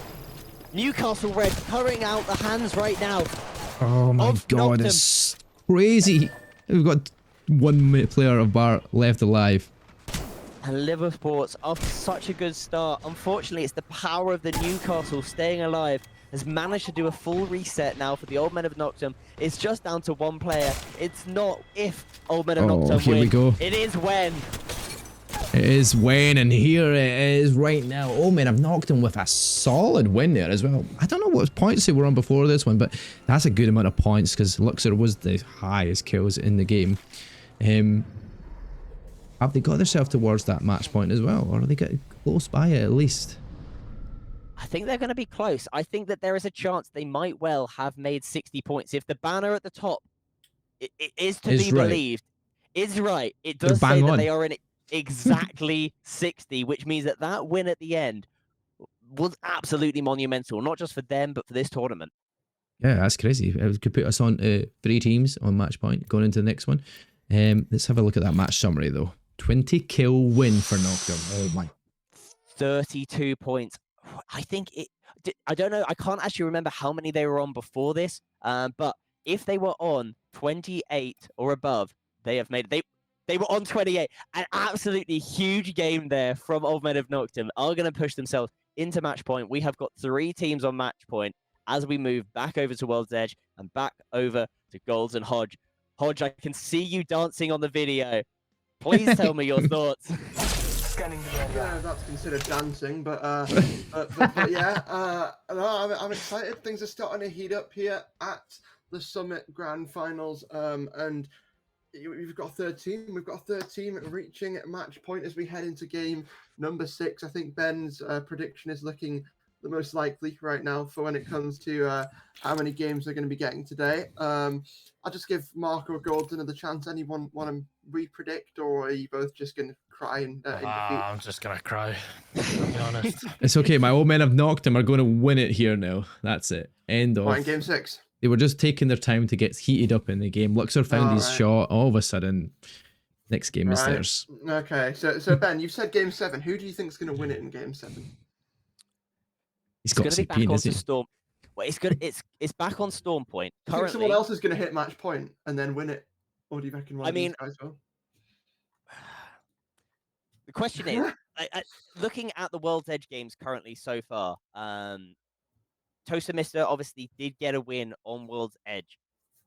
If they're not able to close it out here, they have slightly struggled Scanning the area. onto Storm Point, which is where we did see both Peen and Nappy Militant win. So I reckon if Nappy Militants are able to push themselves 12 points or more they need, I could potentially see a Nappy Militants or Peen win in game 7 is my thoughts. But FDR looking also very close. Only 15 points off. There's a chance that they make it as well. Yeah. Anybody else with thoughts? So I was sort of like leaving it open to the room. It says, but it seems like these two are pretty happy just to like cry with their failed predictions. I am. Yeah, that's it. Pretty much. That's it. I'm talking to Sentinel right now on the old men of Noctum, All right. trying to see what he wants his POI to be. All right. I mean, well, Old Men of Noctum did have, I believe, first choice over on Storm Point, which was Barometer. So I would be surprised if they do look to swap it up. It depends on whether they think that. Oh wait, sorry, no, not Barometer. We're going World's Edge, aren't we? They didn't get their first pick on World's Edge. So they might well be swapping this. Well, while Gold is finding that out, I have a question for anyone who wants to answer it, and that's: is there a team who Scanning the area. today who it could still be very, very scary? Who is there a top team who we are really looking at here who could really find their form in the next couple of games and just run up the leaderboard and challenge the top? I think Two Girls from Gibby have got the potential to do it. I think that they've struggled. They obviously had a really good winners performance. I think they came sort of like 4th or 5th or something. They had a really good winners. I think they've got the chance. They've just been slightly struggling today to get it off the board. I think other teams that have got the chance to potentially do well. I think the Gen X Orbital team, I think, have got a chance. They've been playing quite nicely in their team fights. And I think likewise the 2 Minute Esports are a team which I think we could see then potentially get it going a little bit more as we move on to these next games. Yeah, I agree. Two Girls on Gibby have been pretty decent, but I've similar to Soroyers as well, are kind of an outlier as well. I feel like at some point, Sinku, when he's firing that massive as he has been, can get some great kills on the board, get some great points, but it's just surviving the kind of end battles and getting close to that like higher points in the end of the game. But I think if they can kind of adjust to that and get themselves in a better position in the end zones and maybe even get to the top 3-4, they give a chance as well, their stuff. Yeah, I mean, I in that regard, I'm going to be looking at like two teams who have had good showings here and there, but most of the time they've sort of been in that middle pack. It's going to be the Red Cartel and Liverports for me, who have like consistently been regarded as teams who are in that top 20, who are in that finals lobby, but who people could like maybe don't have as like tournament favorites. You know, when we look back in like week 1 and week 2, I believe the Red Cartel were up in that top 4 when you look, you know, towards overall points. They had a really good first and second week, but since then they haven't quite had the same sort of performance, and that's the sort of performance we need to see from them in this next couple of games if they want to keep sending this more and more games. Because, well, if that doesn't happen, then one of our high flyers will run away with it and will close things out in this game number 6. And you know, when it comes to the overall tournament, when it comes to the overall 6 games, we've passed the 6-game minimum now. It's all out the window. It's all up for grabs. If someone wins a game, it's over. It's no like, oh, we've got a couple more games to play for second and third. If someone wins, it's over, and whoever's second or third is getting the remaining prize pool for themselves. So I'm gonna be interested to see how the next couple of games play out, and if maybe anyone's gonna change their strategies, change their comps a little bit. That's what I'd be looking out for, especially looking at that legend selection there.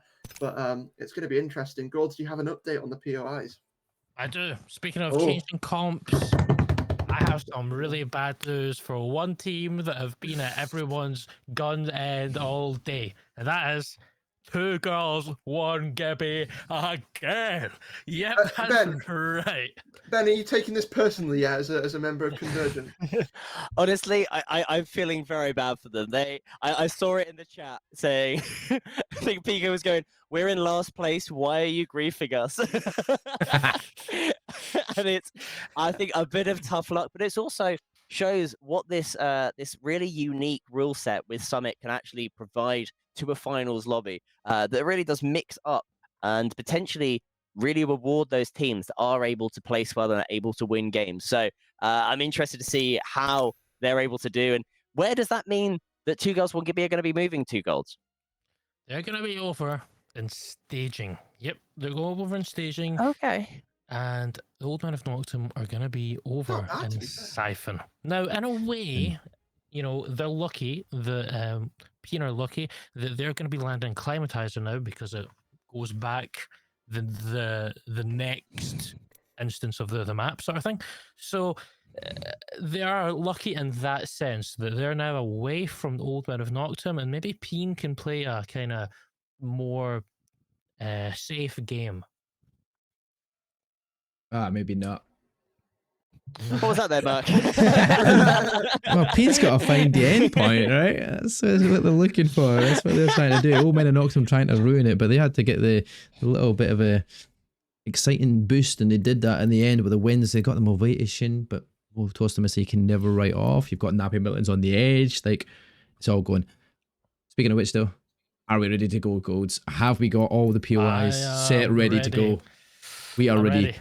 Hodge, are you ready for your cast here? Do you think the win is here? Do you think the win's done right here, right now?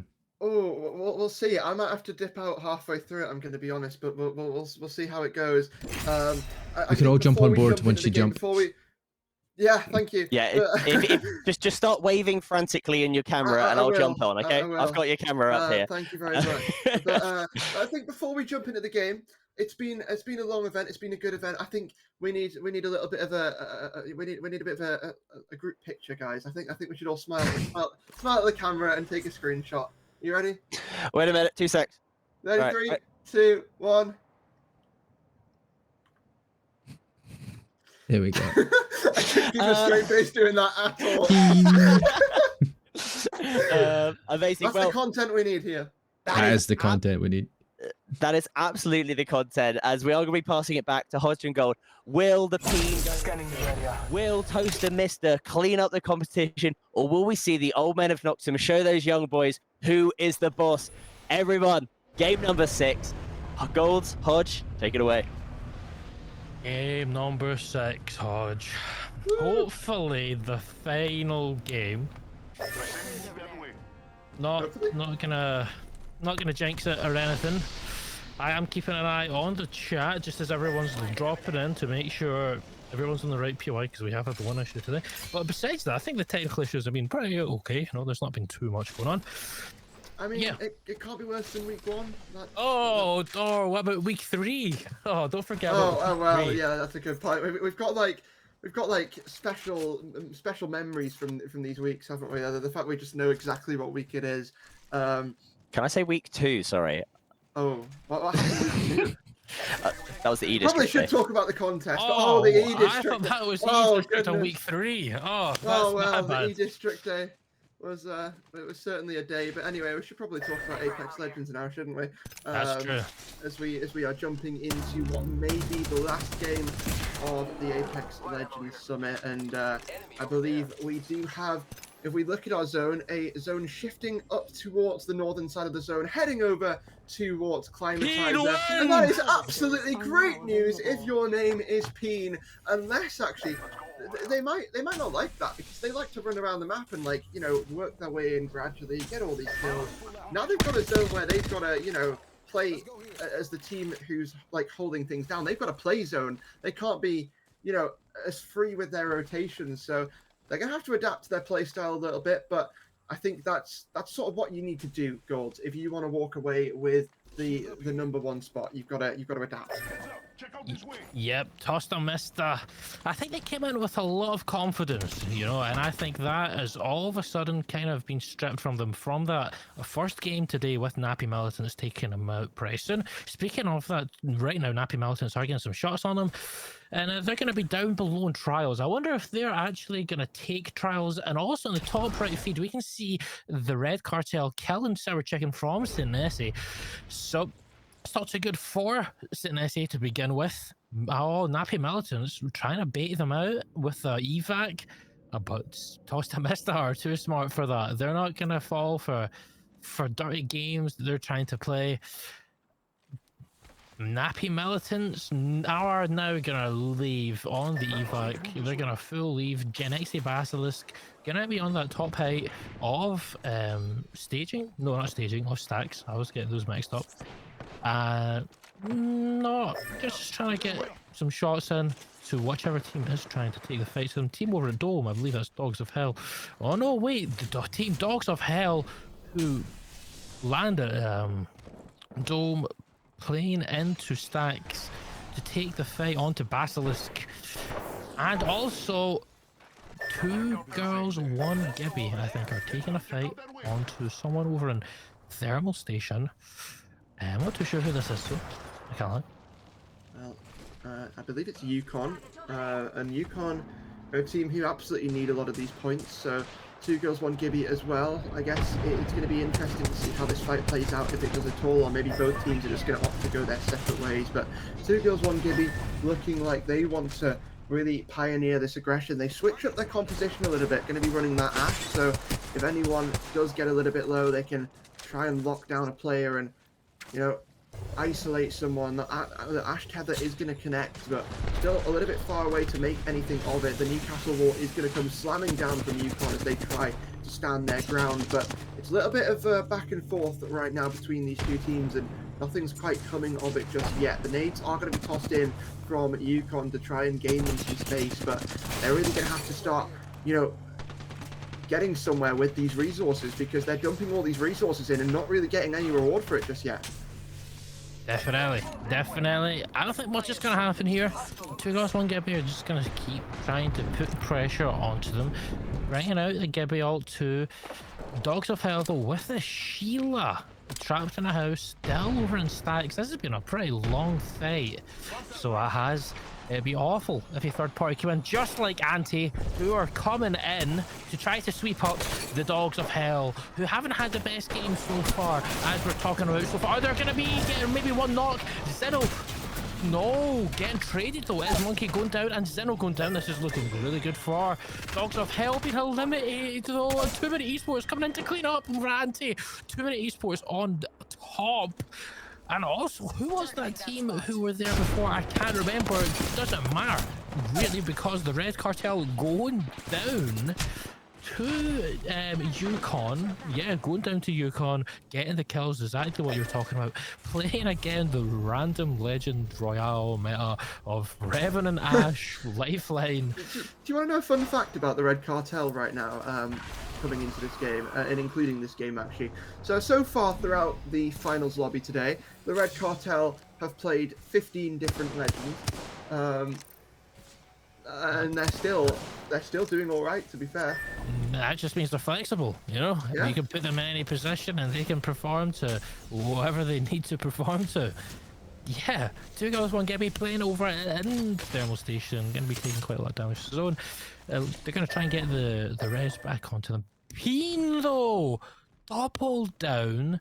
Oh no, this isn't looking good for them. Luckily, they are playing the support characters, so they can craft a Moby, get back. Maybe a no-name. No-name to me is always a dangerous place. I always feel like there's a team in no-name getting a scan or...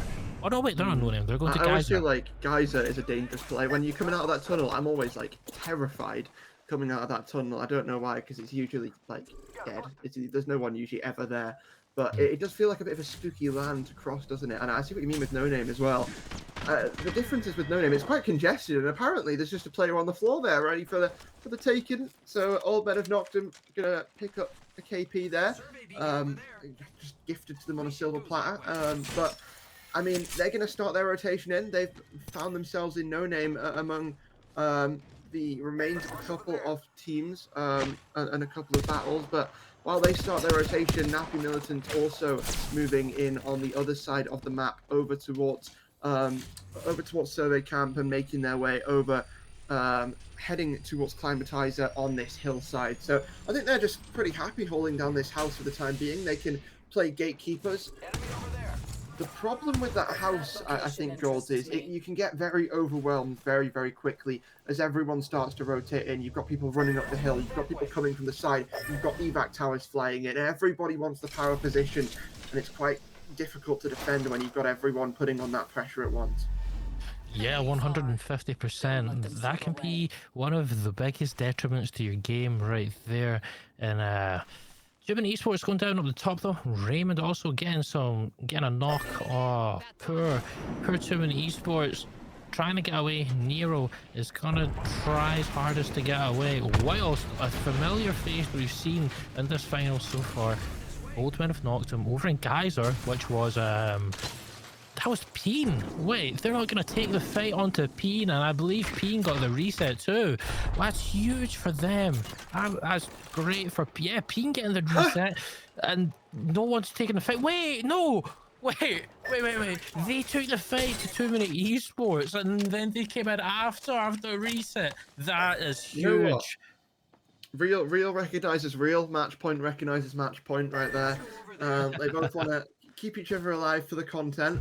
The problem with keeping each other alive is that they might clash on rotation because, well, I don't know if you saw the positions both of those teams were in, but essentially, if they rotate the same way, they will probably end up clashing at some point throughout this game. It's just a matter of when, and well, one team is very much further ahead on the rotation than the other, so we'll have to see how that works. On the other side of things, I don't know if you potentially had a look over towards where Tostamista is, because I just saw them rotating on the top side of the map, very far north, nobody else anywhere near them, and they're essentially, if they continue, walking into Godspot. So we'll see how that develops, but for the time being, we're jumping on board with Gen Z Orbital as they try to breach this building with you know, a Maggie drill and a dream, it has to be said, as they're sort of, you know, being pressured from a couple of different areas around this Climatizer POI, but it looks like they've given up on trying to get into that top floor and opted to just play for the second, play for the bottom floor and play for, while, you know, it's a slightly, I guess you could say, in some cases, worse place to be. It's a safer position to be, especially when you've got 17 teams left in Zone 2, and a lot of them are currently in this zone. Everyone seems to have picked up the pace here a little bit, Gold, and everyone's playing for their life a little bit more. Yeah, I think a lot of teams have realised that this is game number 6. Yeah, whatever team finishes on match point, that is the overall standings. Then there's no more games, there's no more one more game just so this team can try to redeem themselves. That is it. If you're not in that top 3, you're not getting in the threshold for being in the prize pool. Survey Camp, there's a fight with the Red Cartel trying to get out. Red Cartel also just got reset too from Given Watson Thigh Robs. Ooh, face cute. Sinesi 2 also going to be trying to get some shots over at Monument. Not too bad from them. And a Loba, is that a Loba I seen go down, or was that a scan? It might have been a scan. I don't imagine there's a Loba in the game. If there is, I want to know who the heck's playing Loba. We'll see. What I want to know is, if we do go to another game, how many are we going to run out of legends for that the Red Cartel can play? Like, how many games are we going to go here? Because if we go a couple more, we might start running out of legends that they can actually pick. We've got 26 and they've played 15 so far, so are starting to get there, but on the other side, FDR currently backs against the wall, literally, between a rock and a hard place, trying to fight their way out of a difficult situation. Two teams pressuring them from both sides, and one of them is ST Nessie. ST Nessie, a team who haven't really had the best day, currently sat in 19th place, tied for 20th with only 5 points to their name. But here come Yukon pushing in as well. They want a little bit of the party here, but I think they've recognized that there's a couple of teams in the area and they maybe wanted to get out, but unfortunately for them, they've now walked directly into a trap and currently find themselves boxed in from pretty much every angle. Yeah, definitely not the fight I'll be taking at round 3 with 10 seconds closing. As soon as that starts to close, it's gonna burn you to death. Nessie also getting some shots onto them to show them that though they are the king of Monument, well, Nessie does take the fight to them, but no, Tween taking out the path zip. I don't think that path zip makes it. It definitely does not make it. Yukon though gonna be going around the left side rather than the right side, and Yukon also trying to take it. Jess gonna just throw in the game. All this Nessie needs to do now is gatekeep them. Doesn't look like it's gonna happen, but Katapo is gonna be going down to zone. So with Cherry not getting the heals off in time, nearly in zone from Epi. Maybe I was overestimating how big the rotate was. I do believe Nappy Militants are going to be trying to get some grenades off here, taking a fight, getting a 36 Miramis. What was that? The aim, by the way. Did you see that? Look at how that burst just goes into them perfectly. That is disgusting. I wish my aim was like that, Hodge.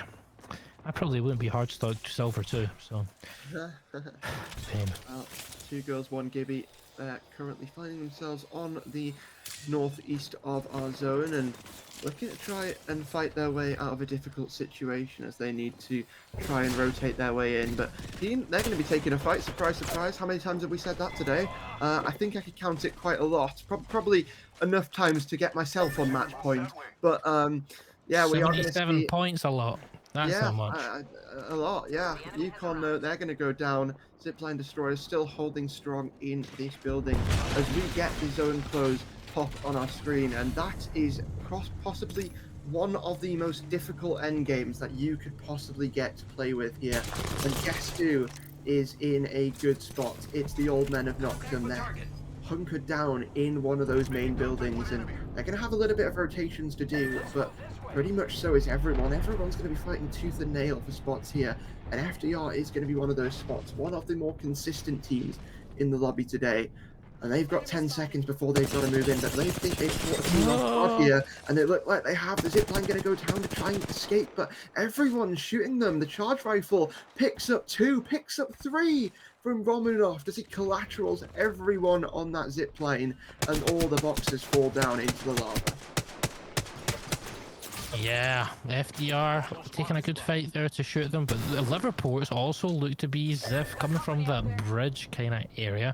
I think they're going to try to take the fight onto them off the FDR, missing some shots. Fennec, you can't be missing your shots here. He's definitely not hitting him for about 126. Huge. The Gibby Dome comes down just so they can get the reset, but Liverports are going to take where they were on the height, going to get the zip to go down, and now FDR going down to Bonky Bridge, and Matar's getting the ring, going down to St. Nessie. I have no idea what's going on. I'm looking Tosta Mista getting kills, Genix Bastards getting kills, Peen getting kills, the Old Man of Nocturne getting kills, everyone just killing the lobby. The 3 teams on match point are still alive, Hodge. There's only 10 teams left. There's only 10, 1/3 of the lobby can win this game. Peen on ultimate height. I don't really think this is the best spot for them though. You know, look at how much isn't in zone, and look at that little tiny bit that is in zone. They're gonna have to play that edge really, really well, but the Old Men of Nocturne are gonna be playing below them too. Do you know who's gonna like that? Tosta Mista. Well, Tosta Mista currently taking a fight. Tosta Mista currently lost 1 player. Gonna have to get that player back up, but should be able to do so, as I believe it was just 1 player going down to the zone there. So they've got 30 seconds to think about how they want to play this rotation. It's not the easiest rotation to make, but guess who's on top of the roof? Guess who's got it, Kraber? And guess who needs to look for opportunities here? Because Peen, they can't stay on this roof. They're going to have to move and likely will just drop down to the ledge beneath them, but they're going to have to do some fighting still in that situation. So the shots are coming through. The opportunities and the pings are going to be coming through, but they're going to need to make a play at some point here in the next 10 seconds or so, and I'm wondering what that is going to be, because currently Kaomi, yes, can just sit and look for these Kraber shots, look to try and line these plays up with a Maggie drill, disrupt some teams' games, and I believe that actually is Tostamista that they're looking at right now, if I'm correct.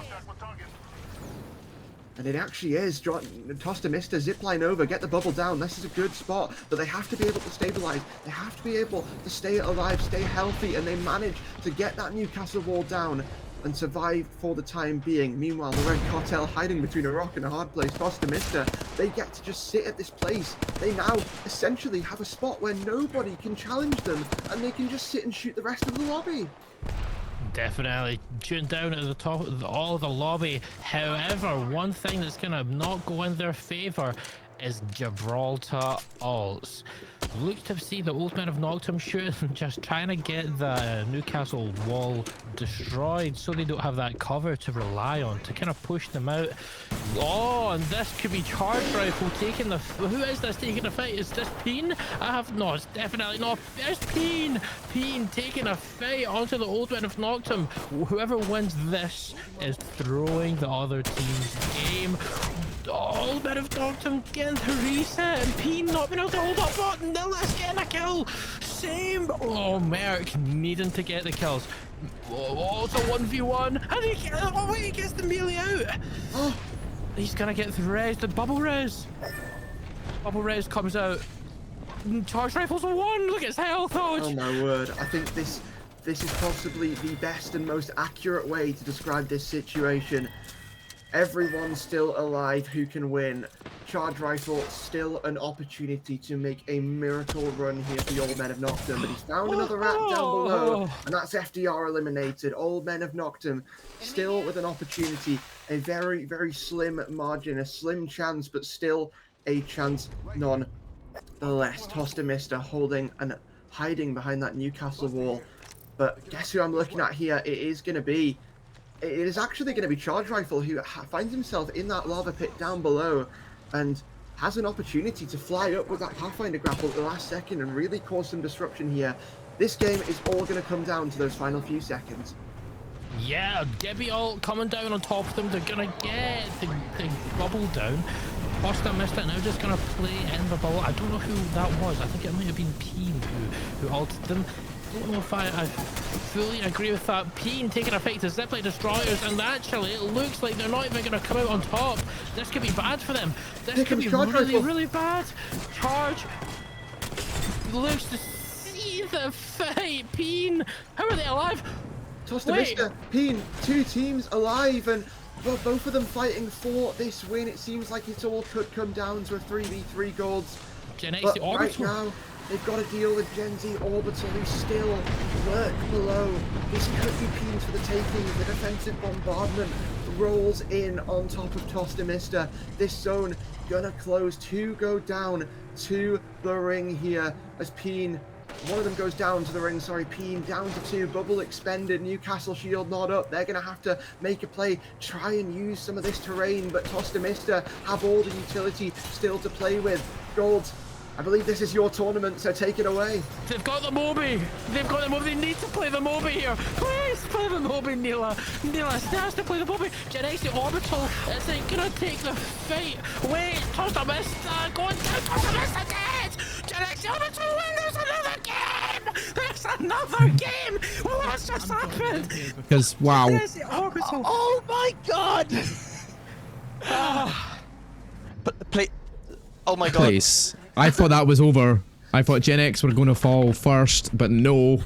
What happened? What do we even say about that? Two teams can win it there, and none of them win it. Whoa, my god. Oh my gosh. Well, I've got my banner up.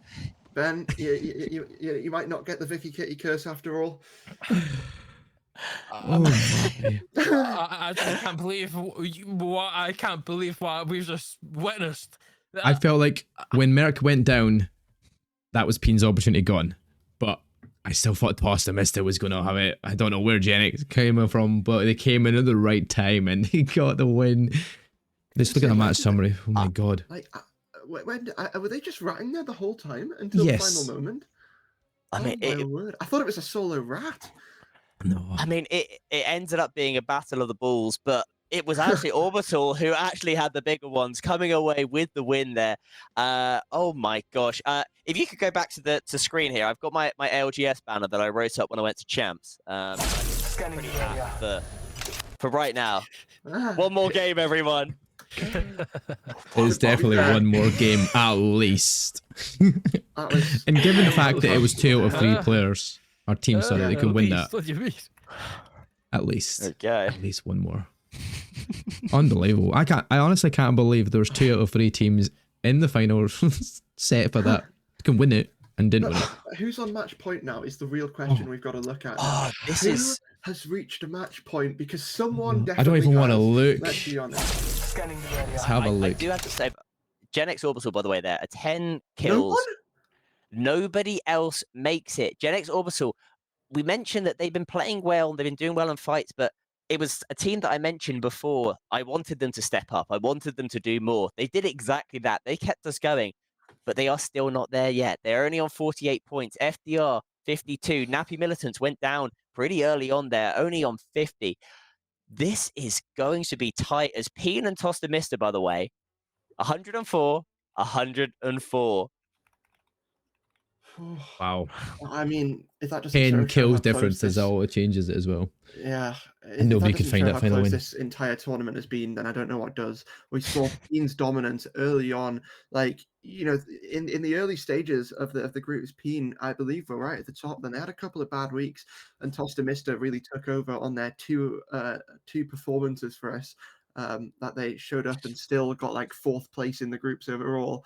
But I mean, it really just show how close the competition is matched here in the summit. And we've got some other teams challenging for the top as well. I mean, we saw the old men of Nocturne. We've seen teams like Nappy Militants, Gen Z Orbital in that game as well, having a really good match, but still nobody able to get themselves on to match point other than our 3 who are leading the way. Is game 7 the chance for one of those teams to do that, or is someone going to walk away with it here and now? I believe we're heading back over to Storm Point, guys, for the next match, and I'll have to ask Golds. Golds, have we got a POI change coming through? We don't have a POI change coming through. Gen X Orbital want to stay on Storm Point for what they've got. I'm just quickly resetting all the other POIs for World's Edge between 2 kills and 1 Gibby and Old Man of Nocturne from that game there. What a game, right? That is Scanning the area. you know that meme that's just like cinema. It's just cinema. It's phenomenal. The full from the start, you're the muted, by the way. first pool, I thought Thank you. it was over. Right off the bat, I was so sure it was over from the first pool where we seen it go up to Climatizer and the boys over at Peen knew it was there. Then we seen them go down and we thought it was all over, and then they came back and then Merrick went down. It was that is better than any LGS script TSM have ever had. Take that, Imperial Hal. Come to Summit and show if you're really worth it, and I bet you Gen X Orbital will give you a run for your money. Jeez, what To be fair, they probably would right now. what a phenomenal true. Who am I trying to pick for though? Old Man of Nocturne. That's who I'm trying to pick for. Too passionate there, you know. I forgot. However, I just need to quickly change the map. I do apologize. I was really hoping though there'd be another team getting onto that match point. Sadly, it didn't go out that way, but. Well, it means we might get more games, Mark. We might get towards that Game 9 set? game, and I could finally be right with something. Like, I could make it. I mean, Mark, you know how you know how good my predictions were this season in Rocket League. They were pretty decent. Yeah, and now I'm going to transfer that over to Apex, and I'm going to have a good prediction here by going 9. You guys are getting absolutely no sleep tomorrow. I don't care if you're working. You are going all the way. I, unfortunately, will be taking the easy option. And Peacing out, and yeah. saying goodbye after this break. But it's been a lot of fun. Well, if you are going to be leaving Hodge soon, I just wanted to say a massive thank you for coming over the last 8 weeks and helping cast. No problem. It's been much appreciated for It's been a pleasure. the tournament and everything else. I can say nothing else but good things about you. You know, We'll send the check in the Such a good post, guy. but remember it's Christmas time, so you might not get it for another 2 years. As is the casting pay life. Anyway. Yeah, don't worry. It's no different to how esports normally is. Don't worry. Oh gosh. Well, does that mean you're jumping off after this one? Do I need to come and replace you for this game, or are you going to cast one more, Hodge? No, I'm gonna jump off after this one. So Ben, you might get your final call. You might have your moment when I'm not there. Gold, Mark, someone steal it off him, please. Anyway. Game 7. It's been a pleasure. Game 7 is time to finish the lobby. Come on, Toaster Mister. Come on, Peen. Are we Come finishing on, it? I've knocked him. Are we finishing it on your prediction here, Ben? Do you reckon? Do you think it ends here now after a game like that? Both Peen and Noctum have won on Storm Point. That's all I'm saying. Oh. Right, it's tossed to Mister. I mean, I don't even know. Playing out of Bean though, so we'll never know. It went well for them in the first game. Hey, are we gonna be able to start this lobby, Goats? Have we got everybody in the positions in the yes, team we've sets? got everyone in the positions. Certainly. Right, okay, so I'm going to start that match. Hodge, once again, it's been a pleasure. Enjoy the rest of the watch because you can't be shouting and screaming at the screen, but you can shout and support and fingers crossed you don't have to stay up till 2 o'clock in the morning to watch the finals. I won't be. I'll watch it on demand the next morning. On Twitch, don't worry. VOD reviewing. Yeah. VOD reviews, yes. I've ordered you a casting scheme, and yeah. But yeah, no, it's been great. I hope you all have a good rest of the night and enjoy the rest of the Apex. Yeah, and as soon as you say that, we're heading into Storm Point, match number 7. Hodge will peace out. Golds is still here, so Golds will take over along with Ben. Will we just all freeway cast it, and I'll just get involved at some points now and then, and you guys can do most of it. That sounds great. Little three-way. There's nothing wrong with that. Nothing wrong with freeway. They got a freeway finish here for the position to who could get match point. Based on your background, you guys seem to love a three-way, so I'll let you have fun. It didn't work out in Peen's favour last time around. What do you mean by that? That is not on your casting resume. What do you mean by that? I just sit here, eat my popcorn. I think that's when I make my exit. That's a great way to finish that, Hodge. Peace, have a good one. As we jump on to the Stormer Point, obviously seeing that lovely little Ceto station there, and I'm interested to see, as something which I think we all are, what are the Red Cartel going to be picking in this game? Golds. That is the question. That's on you, mate. You can answer that first. The Red Cartel, okay, I'm going to tell you what they're going to play, okay? They're going to play Bloodhound, okay? They're going to play Valkyrie, and they're going to play Ballistic. That's my guess. I've not looked. Let's have a little look now. Send this one over to the Red Cartel. The anticipation is absolutely killing me here, Mark. Sorry, lads. I'm literally trying to do something else in the background at the same time. Red Cartel, Team 13, right? There we go. There we go. We've got a Loba, Watson, Maggie. To be fair, another... Which POIs? No, POIs are correct. POIs are correct. Which POIs? Yeah, no, it's okay. It's okay. No, they're bean. They swap back. Yeah, it's fine. They swap back. It only applies to one game. It's okay. Harvesters are now. It's okay. No, it's okay. There's confusion. I see that in general chat. It's okay. It's okay. I was I was trying to do it too. But anyway, back to the game. Aberdeen Alpacas. I don't know why I'm watching them. Do you want to know why? Because I'm not even looking at stuff. Okay, we're back with Peen. Yes, Peen. Now, Oh God. the Peen, they have whipped out the Revenant. An aggressive pick. I don't know about this, if I'm being honest. I think the Maggie has been working for them. I mean, you saw that in that final fight there. The Maggie drills were doing such good damage. You've seen it in other fights. I just don't know why. Merc's been playing incredibly well on the Gibby. Yeah. Maybe because he died in zone just a moment ago. He's thinking, you know what?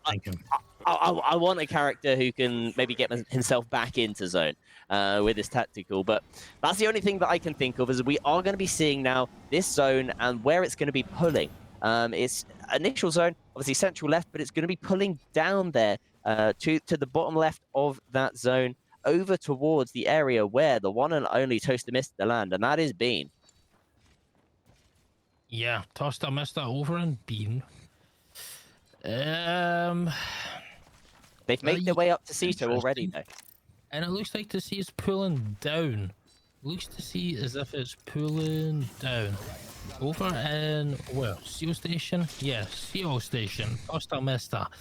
Kind of in the middle. No one's near them right now. But there looks to be a wee bit of a fight going on with Old Man of Noctum and another team over from Barometer. You know, I'm not sure who though. I'm not There sure goes one either. Gibby inside. I think it is the other team. Probably Nearby. doing the spiders. That is indeed 2 girls from Gibby doing the spiders. Old Men have knocked him. Just loosen up the nut. Going to the bridge. I don't think they're going to want to necessarily do that fight right now, as we are seeing our first down in, and that is the spicy chicken being taken out by Kaomi, and I'm pretty sure that's Peen. It is indeed, and it is Peen pushing up with the Revenant onto the KCL Koalas. Peen right now, taking down 2. 1 player remaining for the Koalas, who land here at Devastated Coast. And Merc has popped that Revenant ultimate.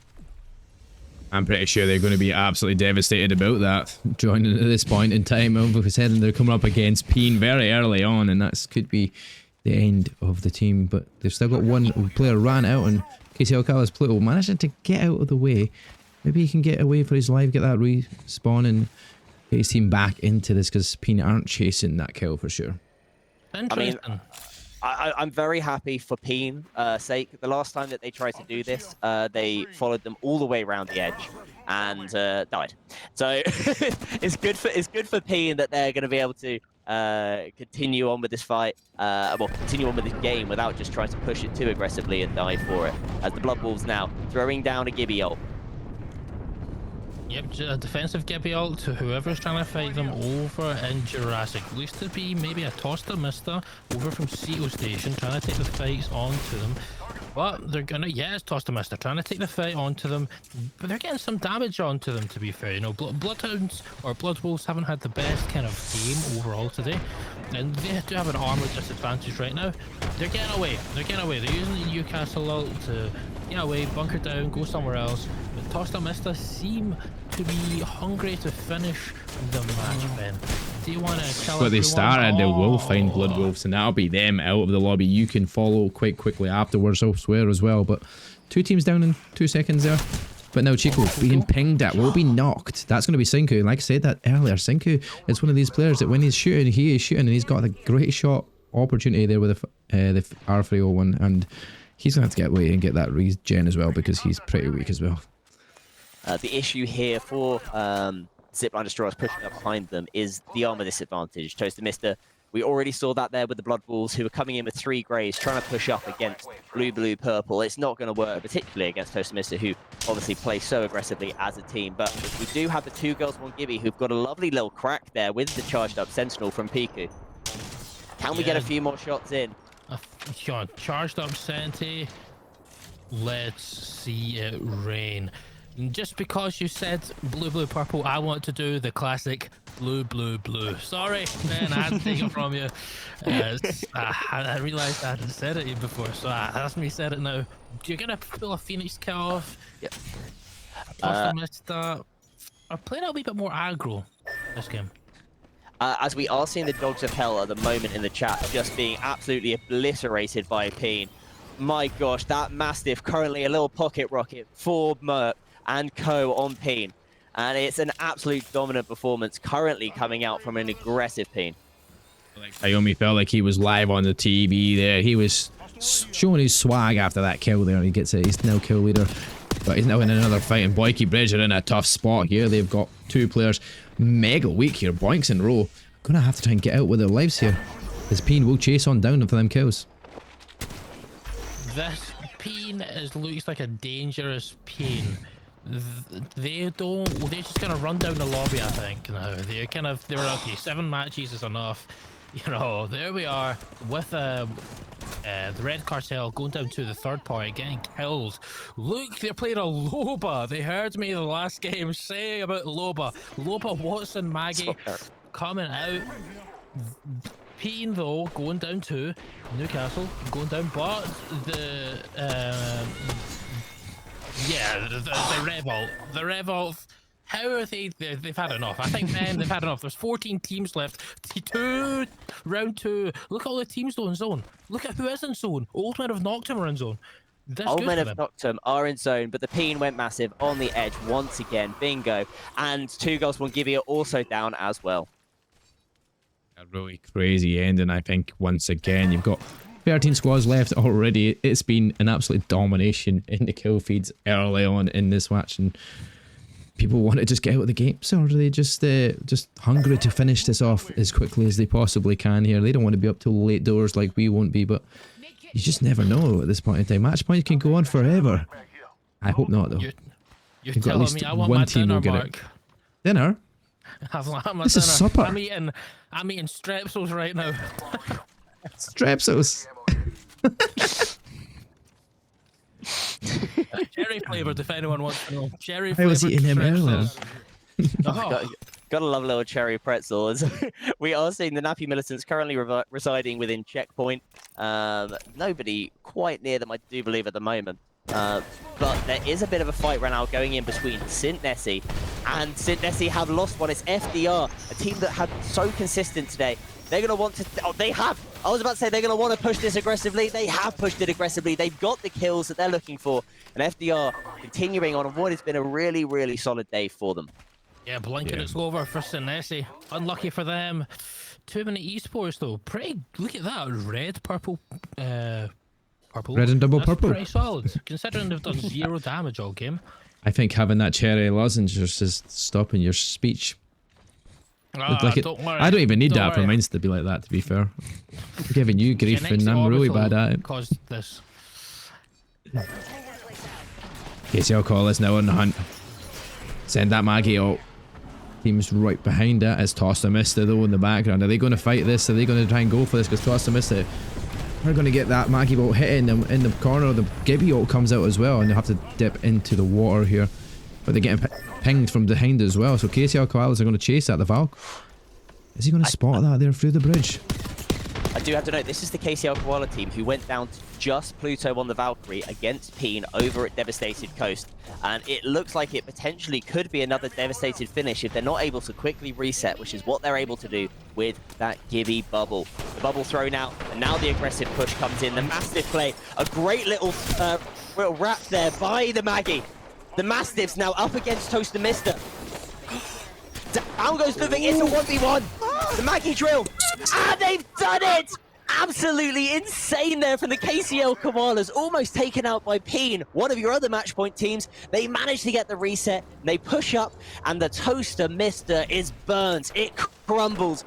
Down goes Toaster Mister. We're down to just 2 match point teams remaining, and as I said at the beginning, the 2 teams remaining have both won on Storm Point. That is crazy to be in this situation. No, they need to just get a fresh batch of bread out and see what they can do with it, because it's not working at this moment in time. They've overcooked that toaster. Maybe they need to ask a Toaster Misses if how it's actually done. Maybe. I mean, the missus is always right. We all know that. We all know that. As FDR down to a 2, they managed to get the banner and they are going to look to potentially try and push this team inside the building. The interesting is Gen X Basilisk, who have obviously queued up these doors, and the push looks like it might well be coming in now. FDR from the low angles ground covered right now. at the moment. Oh, nice. Lovely PK shot there. An 81 pump. Misses the second, but does not miss the third. Romanov is eliminated. FDR down to just one, as Liver Sports are looking at this right now with some nades. That nade is perfect timing inside the window. Does it go in and hit and get some damage? The Kraber, oh no, the charge rifle shots as well. Oh, I have to say, Bart today has been an absolute demon with the charge rifle. So many shots he has done that have been absolutely crucial. I have to say, Bart, absolute charge rifle MVP right now is my call. Yeah, he's definitely turning up. He's telling them to eat his shorts. Oh my god, the other one comes in as well. Some good pings. Still not getting the knock though. Just unfortunate in that way. Knock, no. Only 2 teams in zone, by the way. One is Old Men of Noctum. Their back is to zone. This is great for the Old Men of Noctum. They're going to be really happy with this. But KCL Koalas are now going to be trying to take this fight onto Basilisk, I believe. And they're going to try to push up with getting a 13 pump, a 7-8 pump. Gibby pushes too far. Pump like that. Come on, how does this gun work? Trying to get another shot though. Basilisk, oh, going down. Bonus, going down to Rim. Oh, going down. Basilisk going down to the hands of KCL Koalas. Third party coming in though. And the third party coming out from Peen. This isn't looking good for them. The reset is out. The Gibby bubble has been thrown down. And KCL Koalas versus Peen, a fight that started this whole match off, looks like it might well rear its head once again. Yeah, this is Peen it. This currently is sat on the outside of the building. You're seeing some lovely little wall bounce tech there from their Gibby. Not been a Gibby this whole game until right now. Bubble thrown down. And it's a bubble fight. The shotguns in the hands of Peen right now are absolutely devastating. It doesn't matter which legend is on the Gibby. Their massive shots are great, but it's now down to just Nilasso. oh my god, are they going to push down on Nilas here? But the Newcastle Res comes in. That's going to save them for a second. And Naomi goes for spicy chicken up top. Now they're getting the res with their Newcastle.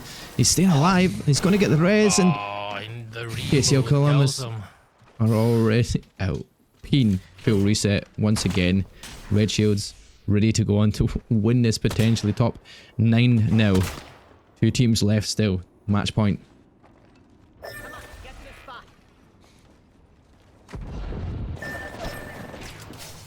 So we've got the Aberdeen Alpacas, and Ash Tether has been thrown out. The Maggie Ball not being able to do anything up against it, but what can do damage against the Lifeline is just bullets to their face. And it's just now down to 1 HP. The last remaining player of the Aberdeen Alpacas is eliminated. 2-minute esports, all on red shields. They're going to be pretty happy with this, but they do have a pretty rough rotate. The Nappy Militants are looking at them from the side, and it's going to be Nappy Militants with a Pathfinder zipline making their way up, but Peen have lost one, and it's the Newcastle that's gone down, but it doesn't matter because Liver Sports are taken out. They've got 2 of the teams in it, but Noctum have sat in this zone pretty much from the get-go. They've not moved, they've not had to do nothing, but are they going to be in a position with shields? Because they have got a decent amount of shields still. But the high ground up top here, looking over at every single player that's going to wait to start rotating themselves in 26 seconds before this closes out, and you're going to spot them on the rotate. Who's going to have the best advantage here in the position that we see? Because they've been here for such a long time, Noctum. They have been up here for a long time. They have got, this is what is known in the game as a God Rock, and you can see in the mini-map that it is pulling directly onto them as well. So they are going to be very happy with this. It's a great position for them. I have to say, Peen right now, obviously the other team, they've got a Revenant, but what's Revenant going to be able to do in a situation like this? Up against them, a full team of 3, almost is able to clutch it up, but the Peen falls, and we are down to just 1 team remaining. I also want to note that with that, we have got Nappy Militants onto match point. If this goes another game, and I think FDR potentially need 1 more point to also make it there as well. This is absolutely insane right now, as FDR are currently in the building closest located to the God Rock. Obviously located just down at the bottom, as we can see on the screen right now. I think that they've potentially got a good chance to hold off if they're able to get underneath this rock right now, avoid shots from the height, and potentially have got a chance to see this one out. This is a great play from FDR. Noctum's the only team now that can win it though, so 5 squads left, 14 players, all to play for Noctum.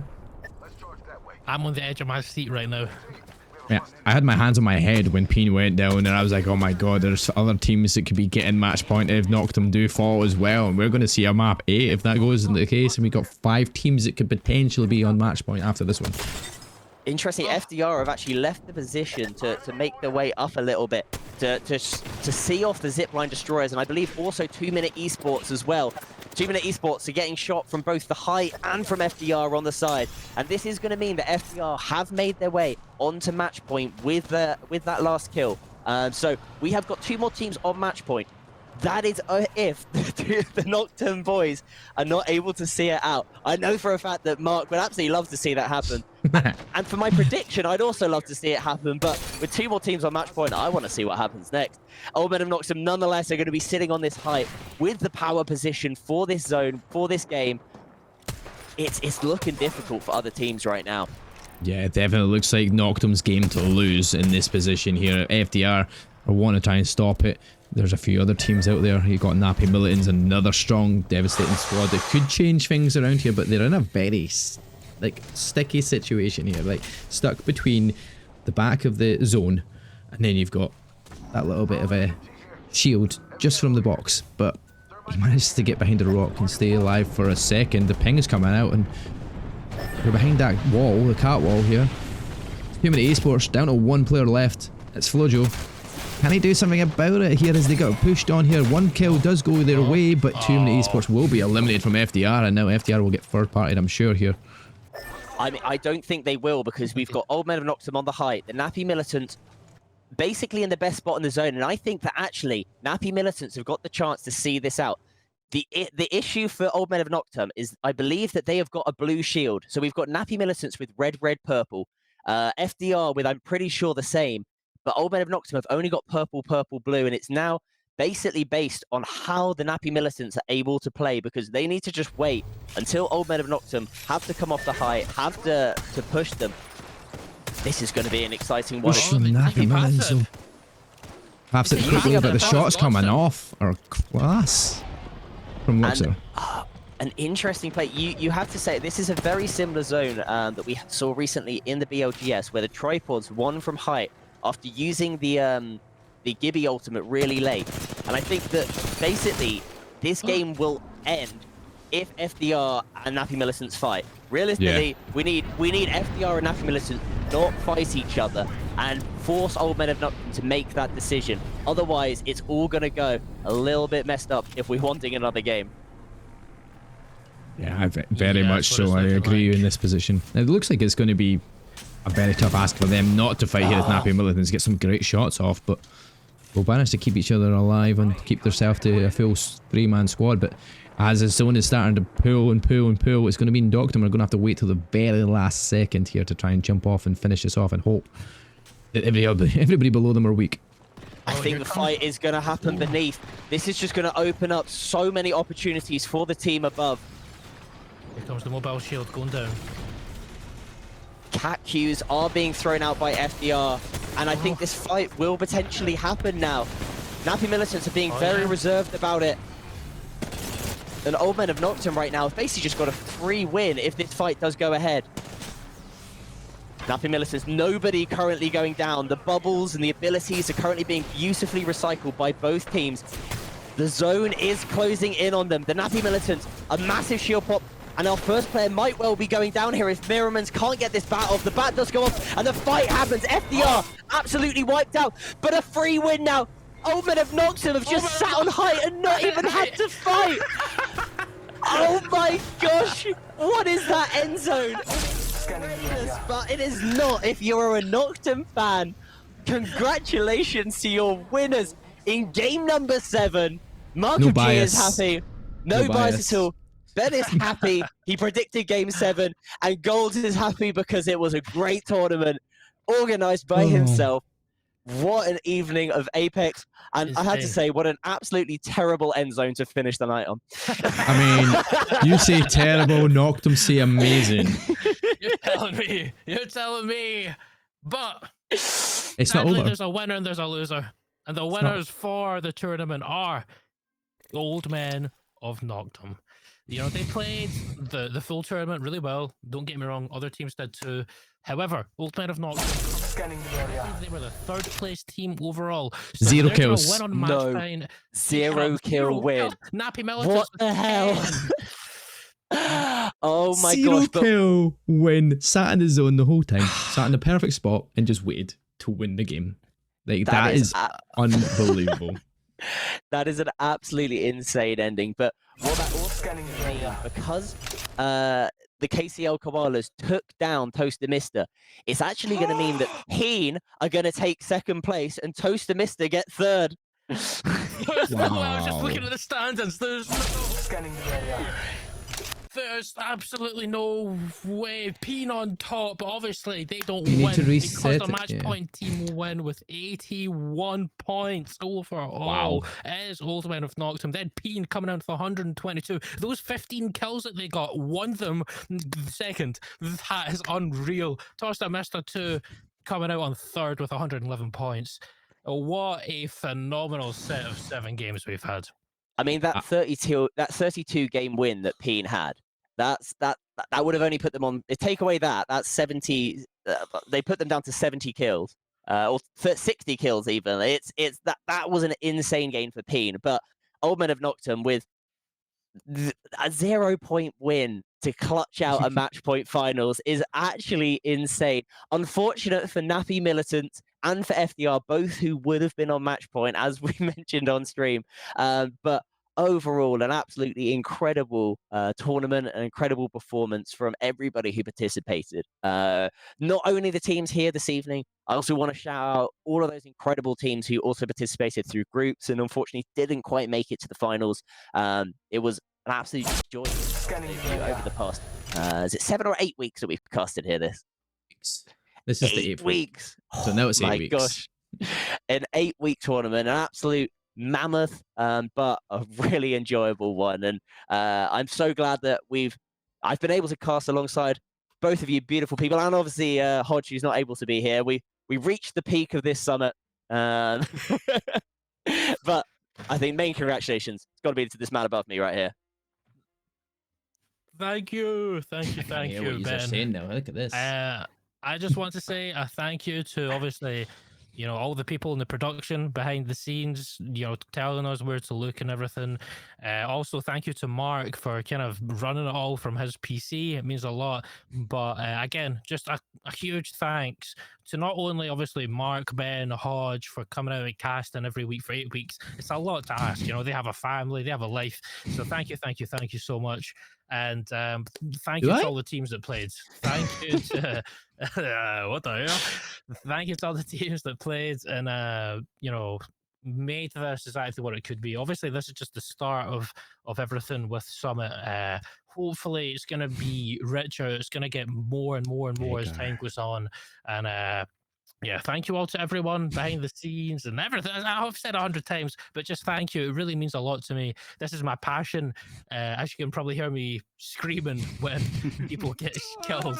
So thank you. It does mean That's why he's got the cherry lozenges. Exactly. Oh no, wait! I don't want to show that on stream. Oh no! Sponsor us, Halls. Come on.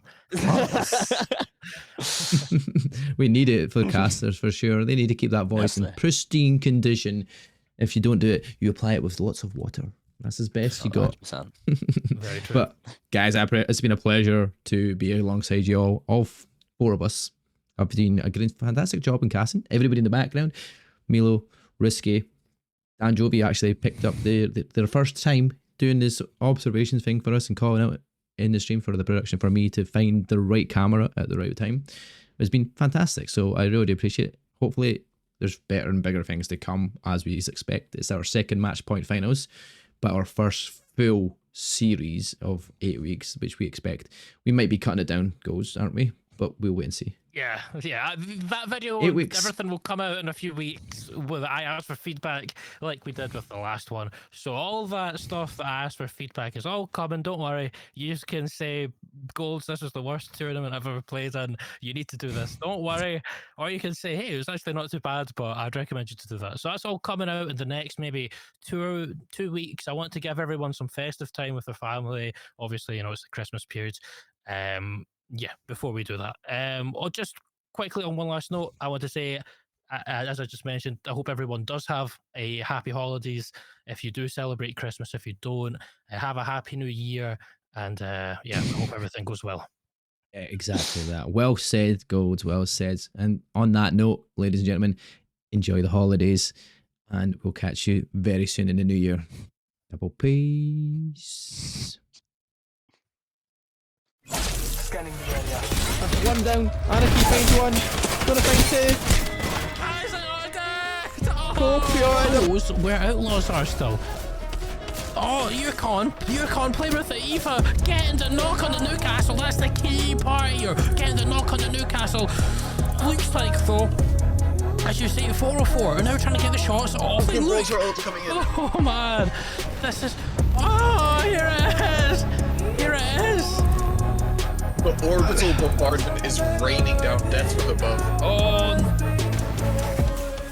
The Liverpool's are trying to play here, but they can't. Yukon now sweeping up. They get the reset too. How do they get this off? So, Caledonia Esports, a team currently sat in 39th position on our leaderboard. So they're a team who absolutely needs points. And well, for the team that's pushing them right now in Old Men of Nocturne, they do not need points whatsoever, but they'll take them nonetheless.